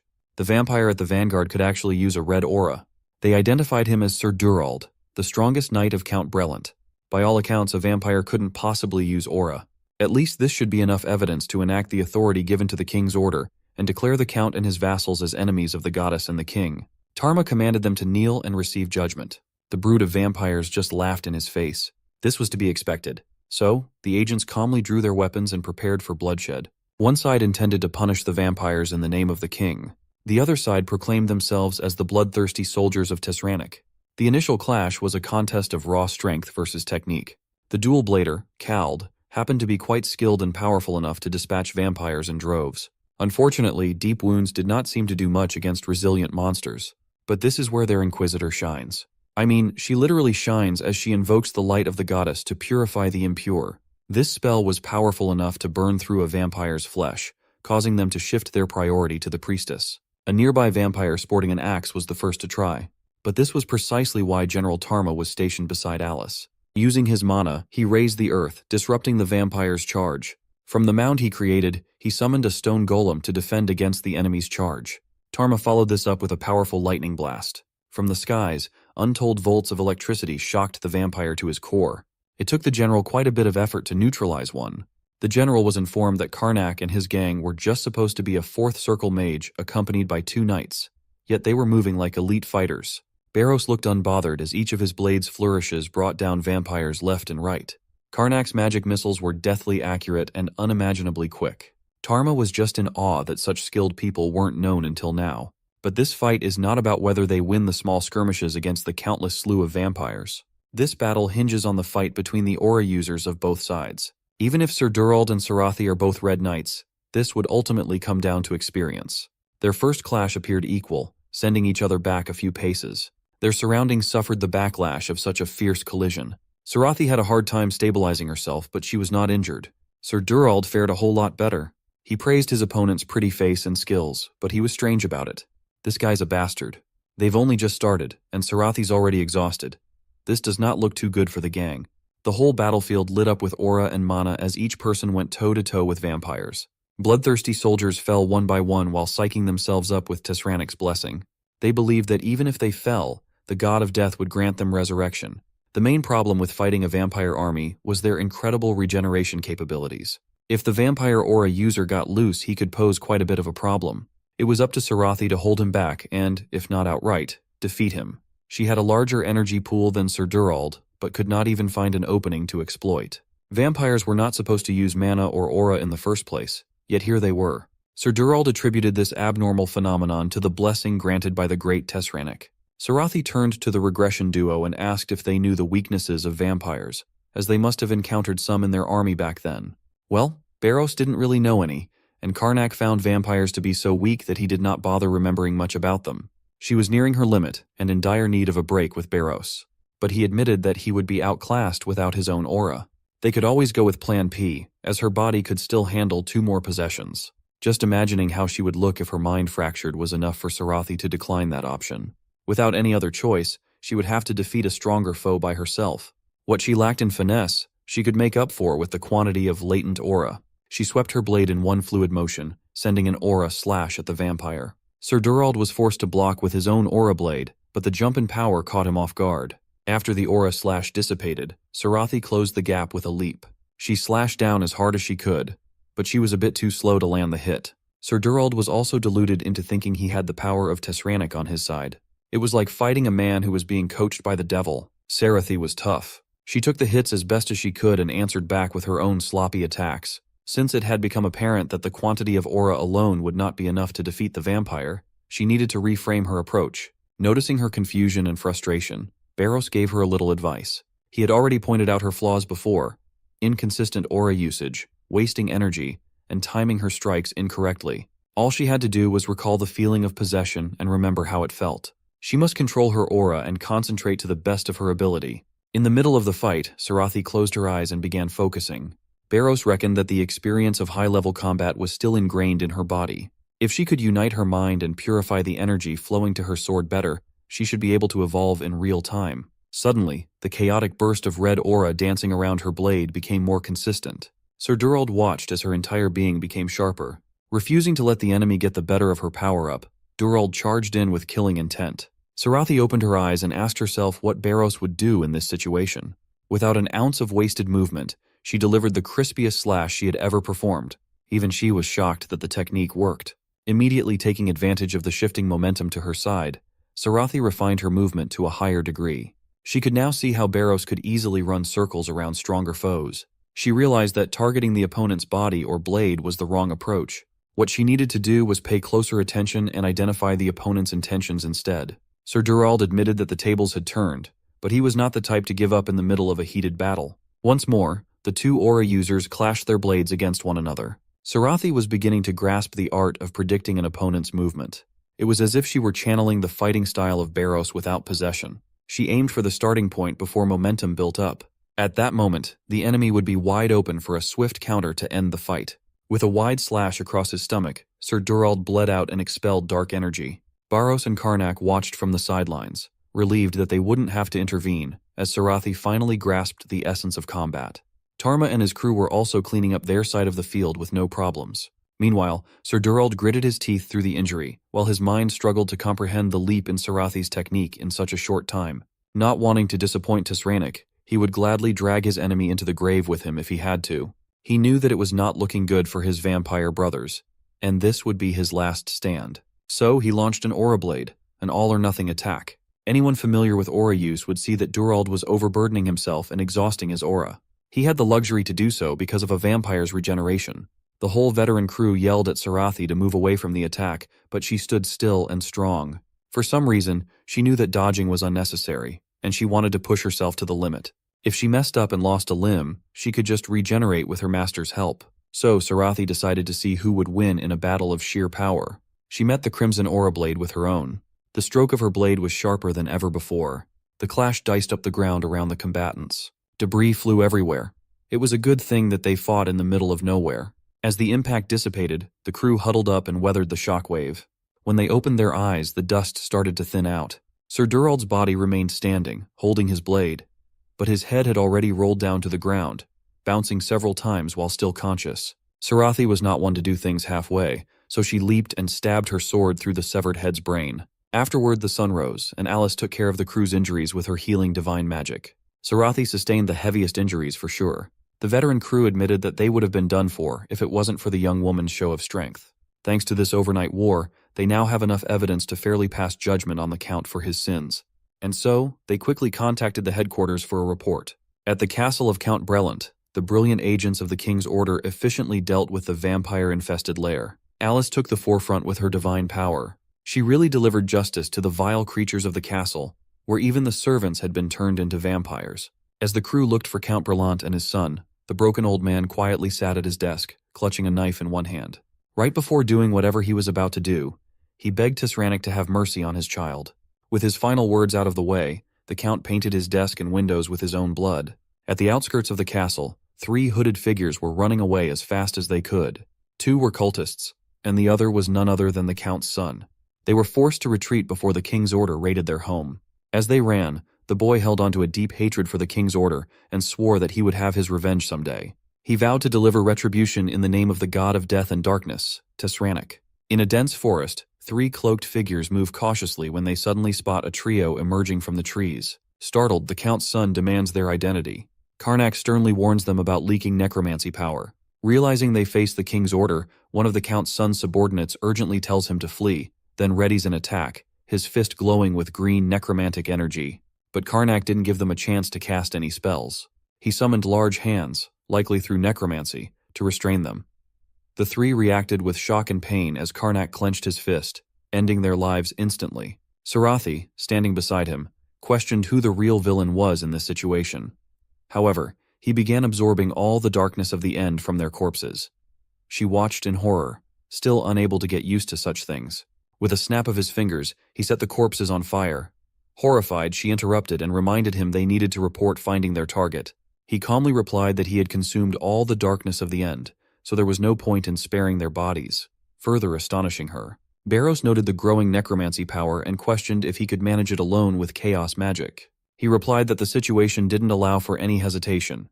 He explained that both Durald and Straff worried him. Straff still retained his holy powers despite becoming a necromancer, and Durald was able to use aura even though he was a vampire. Barros reassured him, saying they had dealt with their opponents before. However, knowing their enemies hadn't lost their powers was still troubling for him. He explained that energies usually don't mix, requiring one to be given up to learn another. But that rule had been broken. With the darkness of the end, mages could now use magic and necromancy, and aura users could wield both aura and necromancy. Barros noted that Death Knights and Archliches had always used similar methods. He explained that using both original powers and necromancy usually caused severe side effects, such as becoming undead or losing sanity. However, stronger fighters who had previously avoided necromancy might start experimenting, allowing their rival faction to gain strength rapidly. He continued, saying that the 4th Martial King and the 3 Grand Mages could become their enemies. Getting a little more substantial wouldn't be enough. He needed to gather as much power as possible. At the King Order headquarters, Grandmaster Arantel informed them that Tarman had praised their work. He explained that Tarman had given them a strong recommendation, and considering all they had done in their previous mission, they could join the King's Order organization immediately. A bit confused, Karnak agreed to join the organization. Arantel welcomed them to the King's Order. They began celebrating, thinking they would eat well tonight after joining such a prestigious group. However, Their happiness quickly faded when Arantel pointed out that they needed to get to work before any celebration, as a lot piled up.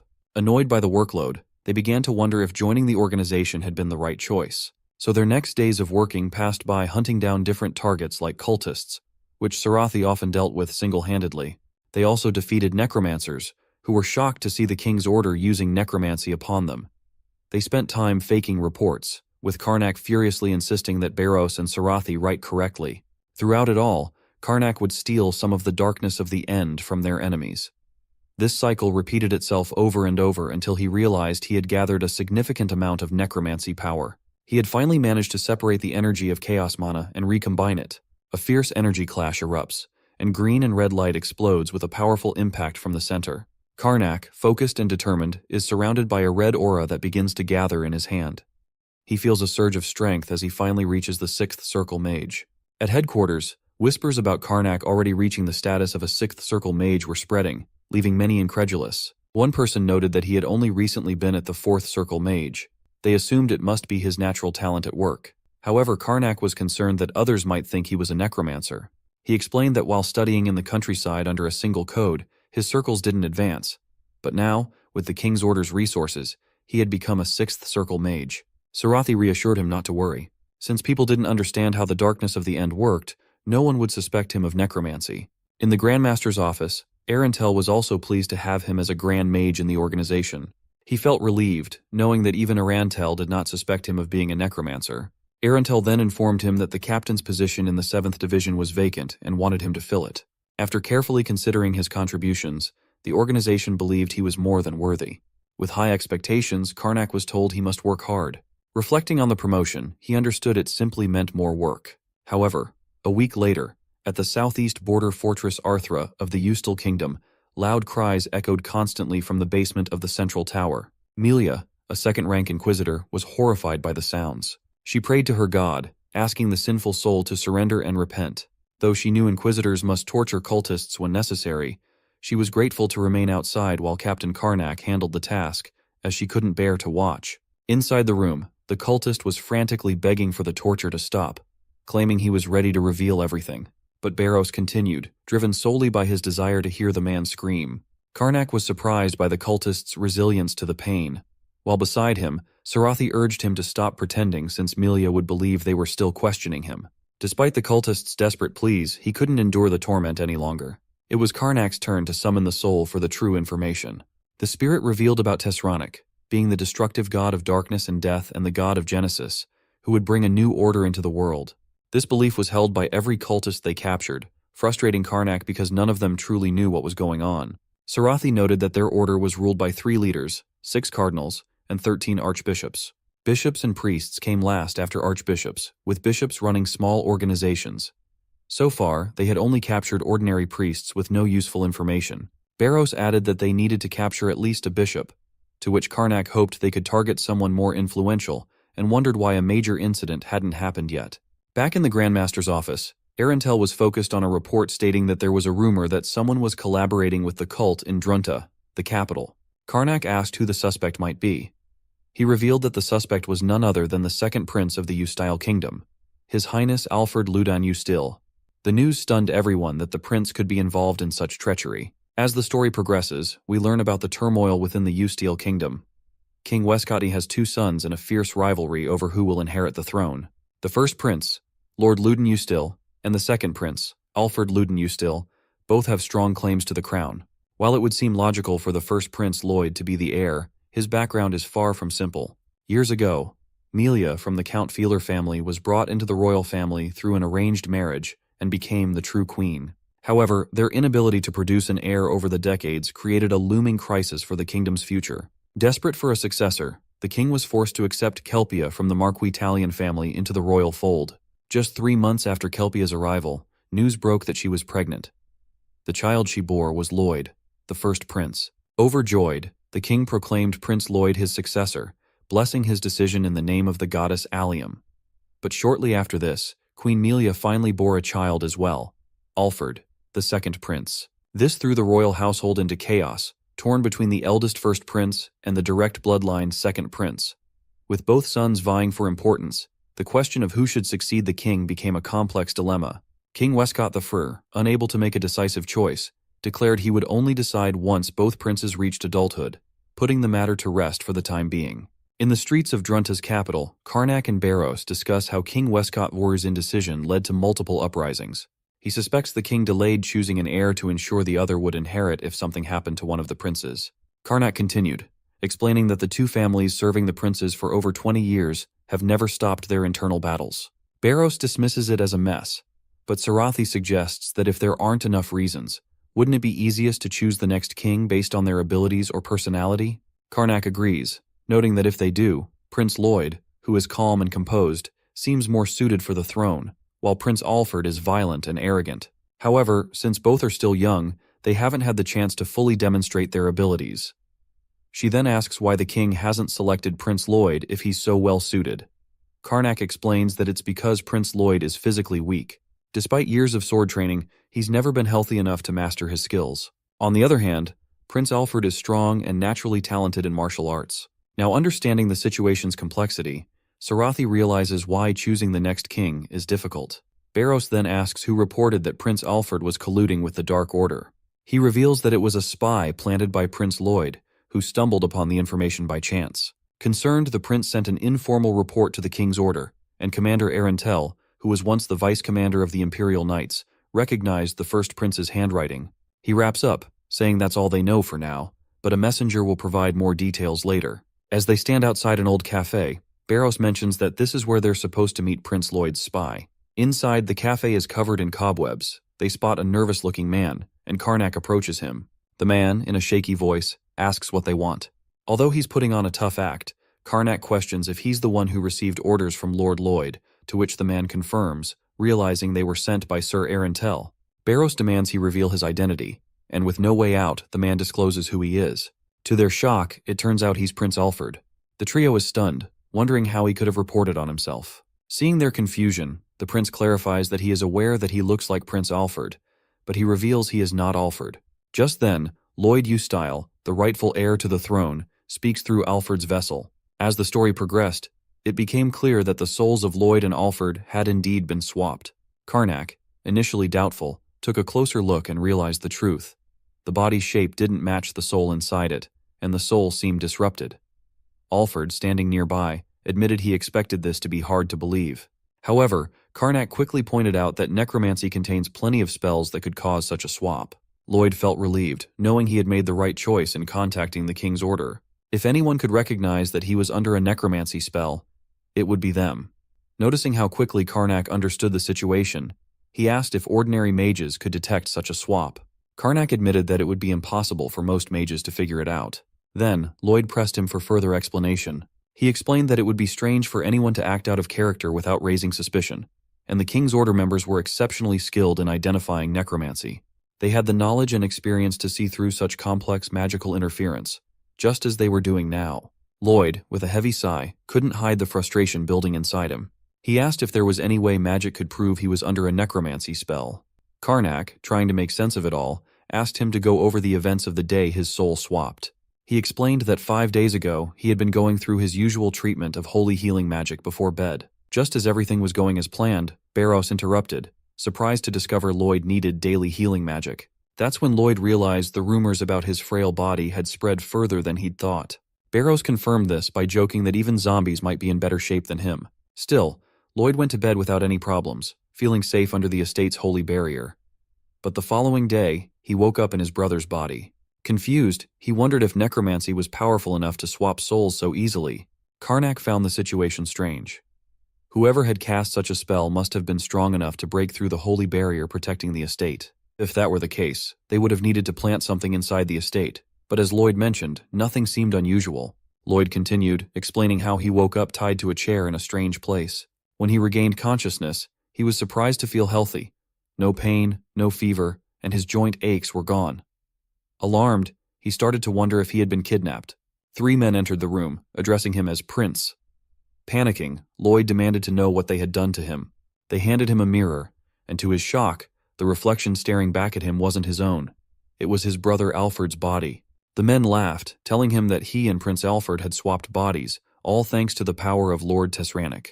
The Tesranic name made Lloyd realize that these people were part of a cult. Demanding answers, he asked why they had swapped their bodies. Among the men was Sir Sebastian, one of Alfred's trusted followers. He accused Sebastian of betraying Alfred by putting him in Lloyd's frail body. Sebastian chuckled, saying that's one way to look at it. Lloyd, confused by his calm attitude, began to wonder if Alfred had orchestrated this whole thing. With a smirk, Sebastian untied him and told him that they wanted nothing from him, simply that he stayed in place like an obedient child.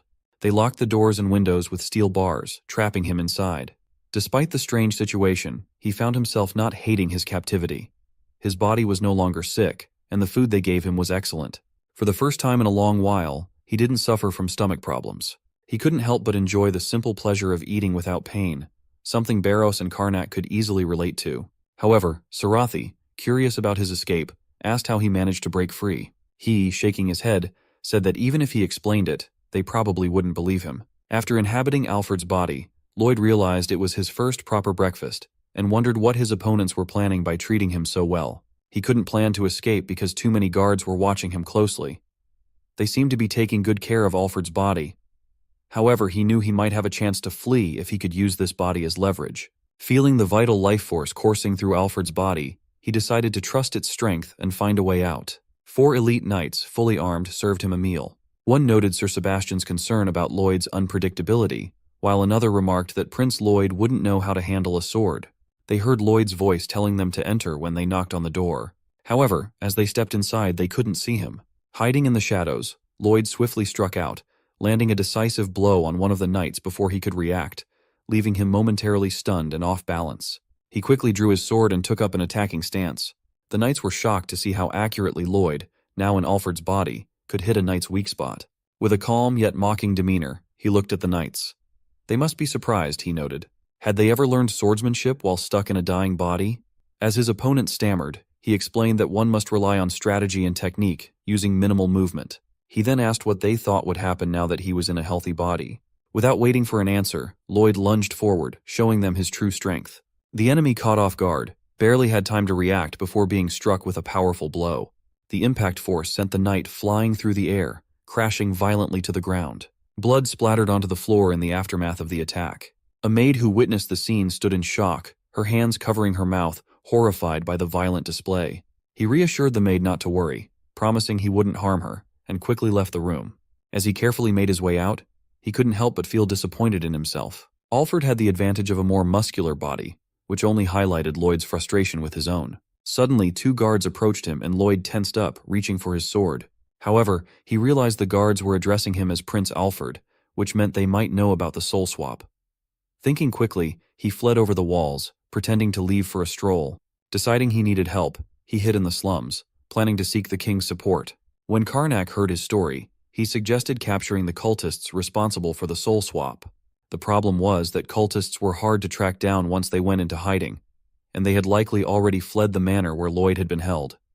They began to plan their next move, knowing Alfred would be preparing something against them. Karnak mentioned that they needed to lure the necromancers to them. Lloyd sighed, realizing that meant he'd have to act as bait. But Karnak pointed out that just Lloyd wouldn't be enough.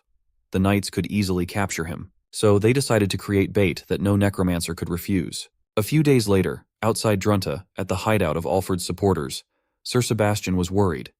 If Lloyd had contacted his own supporters, it could become a significant problem. Bishop Detzras, a 5th Circle mage, reassured him that this wouldn't happen, as the spies they had planted in the palace had reported nothing so far. His direct subordinates, Cayley Borson and Olt Gelfarent, added that if Prince Lloyd was plotting something, they would have known by now. They had already prepared to counter any moves he might make, and all they needed was to bring his body back at the right time. The bishop mentioned that the soul change ring, the necromancy spell, was still active, so there shouldn't be any issues. But he cautioned that they still needed to stay alert. He then asked if there was any way to use necromancy to track down Prince Alfred's body, but since they were the ones who cast the spell, they could not figure it out. Their only option was to continue searching for Lloyd on foot. Suddenly, a soldier rushed in to inform Sir Sebastian that they had spotted Prince Alfred's body to the south near Delane Street.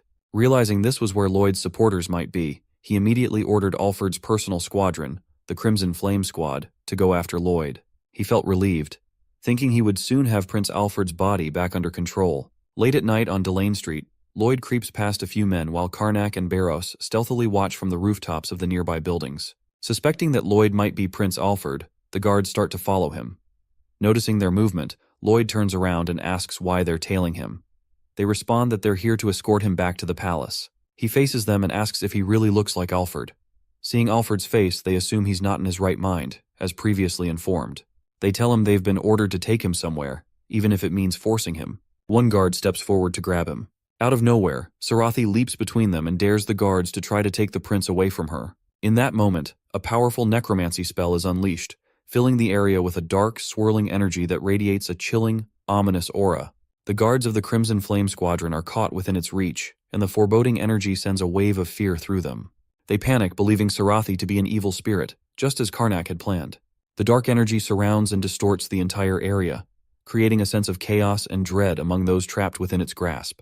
The Crimson Flame Squadron is thrown into chaos as they react to the sudden burst of necromancy, with dark, swirling purple energy enveloping them. They panic, shouting that a necromancer has taken control of their prince, and they voice their fear and uncertainty about how to handle the situation. Their terror escalates as the menacing aura closes in and some flee in fear. A portal suddenly opens, and giant octopus-like limbs shoot out, grabbing the guards who try to run away. More portals appear, snatching the rest of the guards and killing them instantly, except for one man who manages to escape. Witnessing the brutal display of necromancy, Lloyd considers it to be horrifying dark magic. In a flashback 2 days earlier, in the slums of Runta at Karnak's hideout, he and his team discuss their plan to bait necromancers. He explains to Lloyd that necromancers are usually terrified of being exposed and rarely reveal themselves unless they need to fight a strong enemy. That's why they intend to create an enemy under similar conditions. Lloyd is shocked to hear they plan to use a necromancer as bait. He further explains that their enemies will think they won't call the king's order on them because they plan to collaborate with a necromancer too. He adds that necromancers can steal each other's powers to grow stronger, so they'll definitely appear. Lloyd is confused about the risks of working with a necromancer, but Karnak reassures him it will appear as if Lloyd cast the spell himself using confiscated items and trick magic. Karnak, however, is lying, knowing Lloyd knows nothing about magic. Lloyd then rationalizes that this is how the king's order would justify such tactics, so he agrees to the plan. Sarathi, on the other hand, worries about who will play the necromancer, hoping it's not her. But as it turns out, she is the one chosen to act as the necromancer. In the present, Barros and Karnak descend from the building and check on Lloyd, asking if he's injured. Lloyd thanks Sarathi, saying he's fine because of her. Noticing the spell, he tells Karnak it looks like necromancy, even though he knows it's just a trick. However, Sarathi knows the truth. It was real necromancy. Lloyd then mentions that he saw one guy escape, to which Karnak responds that it was intentional. The man will report back to his superiors, and soon, the necromancers will take the bait. Back at Alfred's supporters' hideout, a soldier informed Sebastian that one of the Crimson Flame Squad members who escaped had witnessed a necromancer among the enemy forces. Sebastian was left speechless, knowing Prince Lloyd had also been cooperating with necromancers. Determined to retaliate, he chose a tit-for-tat approach.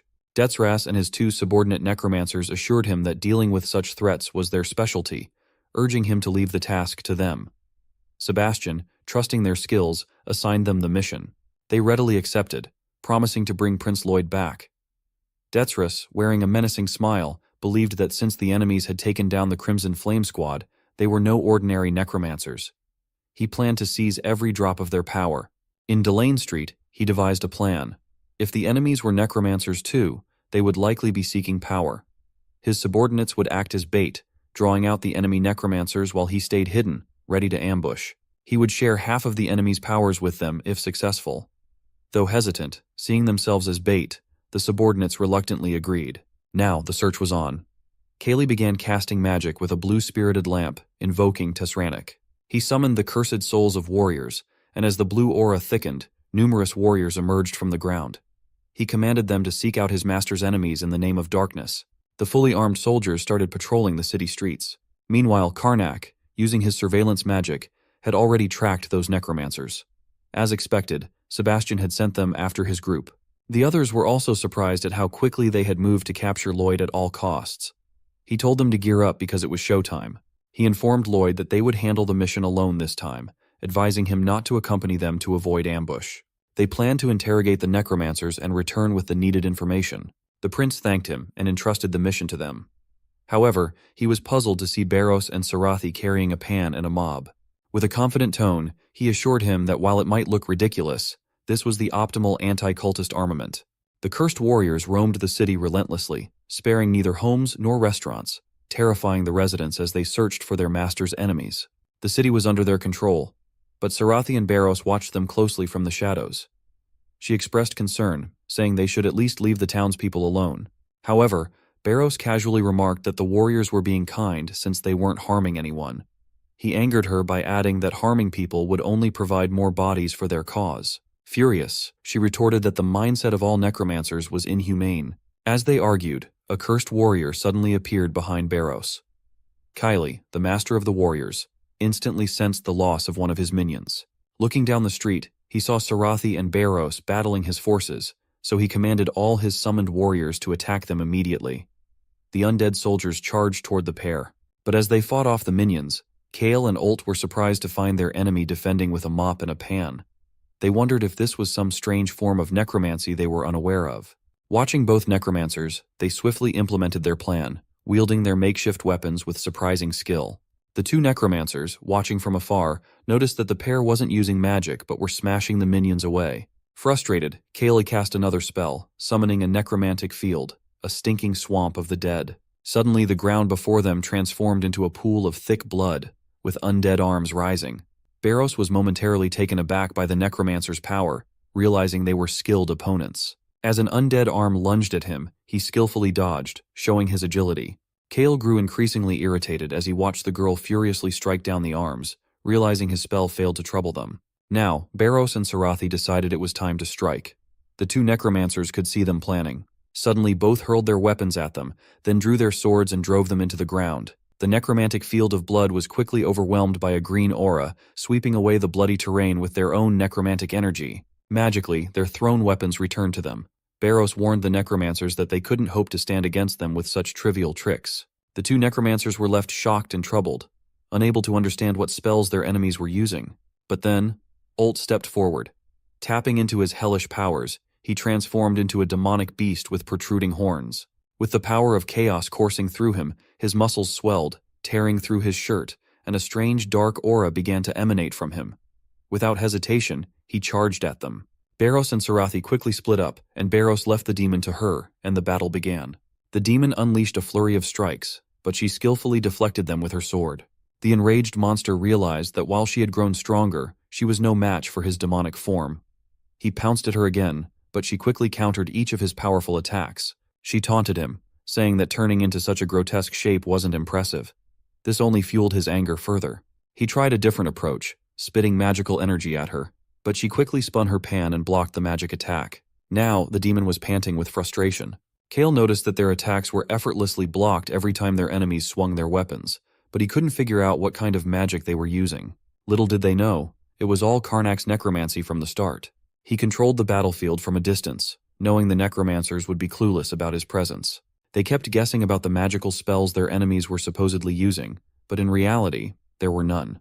Throughout the battle, Karnak used the frying pan and mop as mere distractions to conceal the true power of darkness. He knew that even if the necromancers believed in the ruse, they would eventually discover the truth. And his hunch was correct. Kale started to sense something was off. If their enemy necromancers were right in front of them, then why was the death energy coming from somewhere else? It seemed to be emanating from above the buildings. He quickly realized it was a misdirection, and that their enemies had been toying with them all along. Kale ordered Olt to stop wasting time on the fools carrying pans and a mop. He recognized they were merely distractions for someone else. He pointed out Karnak on the rooftop, declaring him the real necromancer. Sarathi and Barros realized their plan had been discovered and finished things quickly. They rushed toward the old demonic monster, attacking him first. However, the monster changed tactics, spitting powerful energy not at them, but at Karnak, breaking the magical shield that had been protecting him. They chanted in triumph, believing they had broken the spell, but they were mistaken. Karnak was completely unharmed. He mocked them, pointing out that they had foolishly ignored Barros and Sarathi, whose ordinary weapons could still cause significant damage. As a result, Barros and Sarathi struck hard, forcing the two necromancers to surrender. Karnak then captured them with his dense, dark magic. Barros slapped them to bring them back to consciousness. With swollen faces, The two necromancers could only wait in frustration for their bishop. But when they saw Karnak's immense aura of power, they realized he was far more potent than any enemy they had ever faced. He was a true necromancer. Karnak told them to have a nice chat with him, but both necromancers knew they couldn't handle him and couldn't allow themselves to be a burden to the order.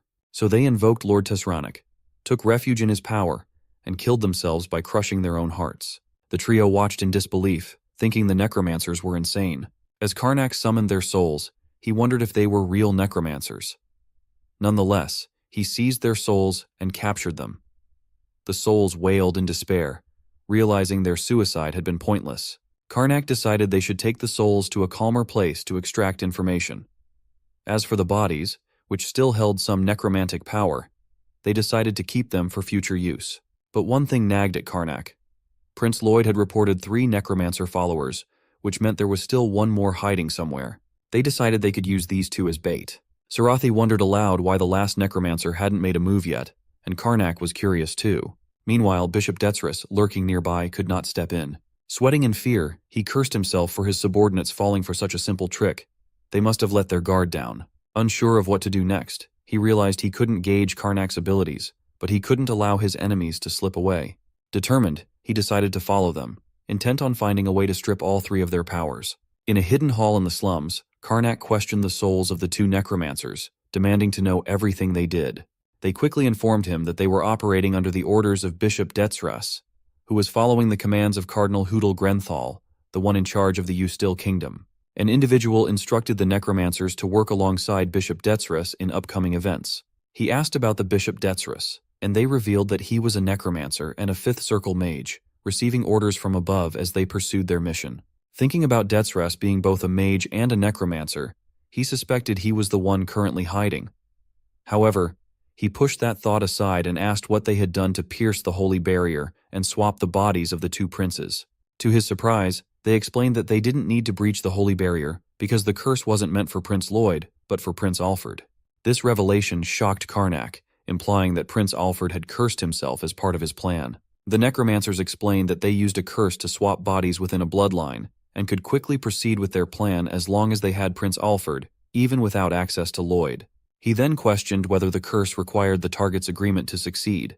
They explained that they used a magic mirror to make it appear like Prince Lloyd was participating in the curse. He realized that they had used necromancy to fix issues with the spell, enabling them to perform an otherwise impossible curse. But still, he wondered why Prince Alfred switched bodies with Prince Lloyd.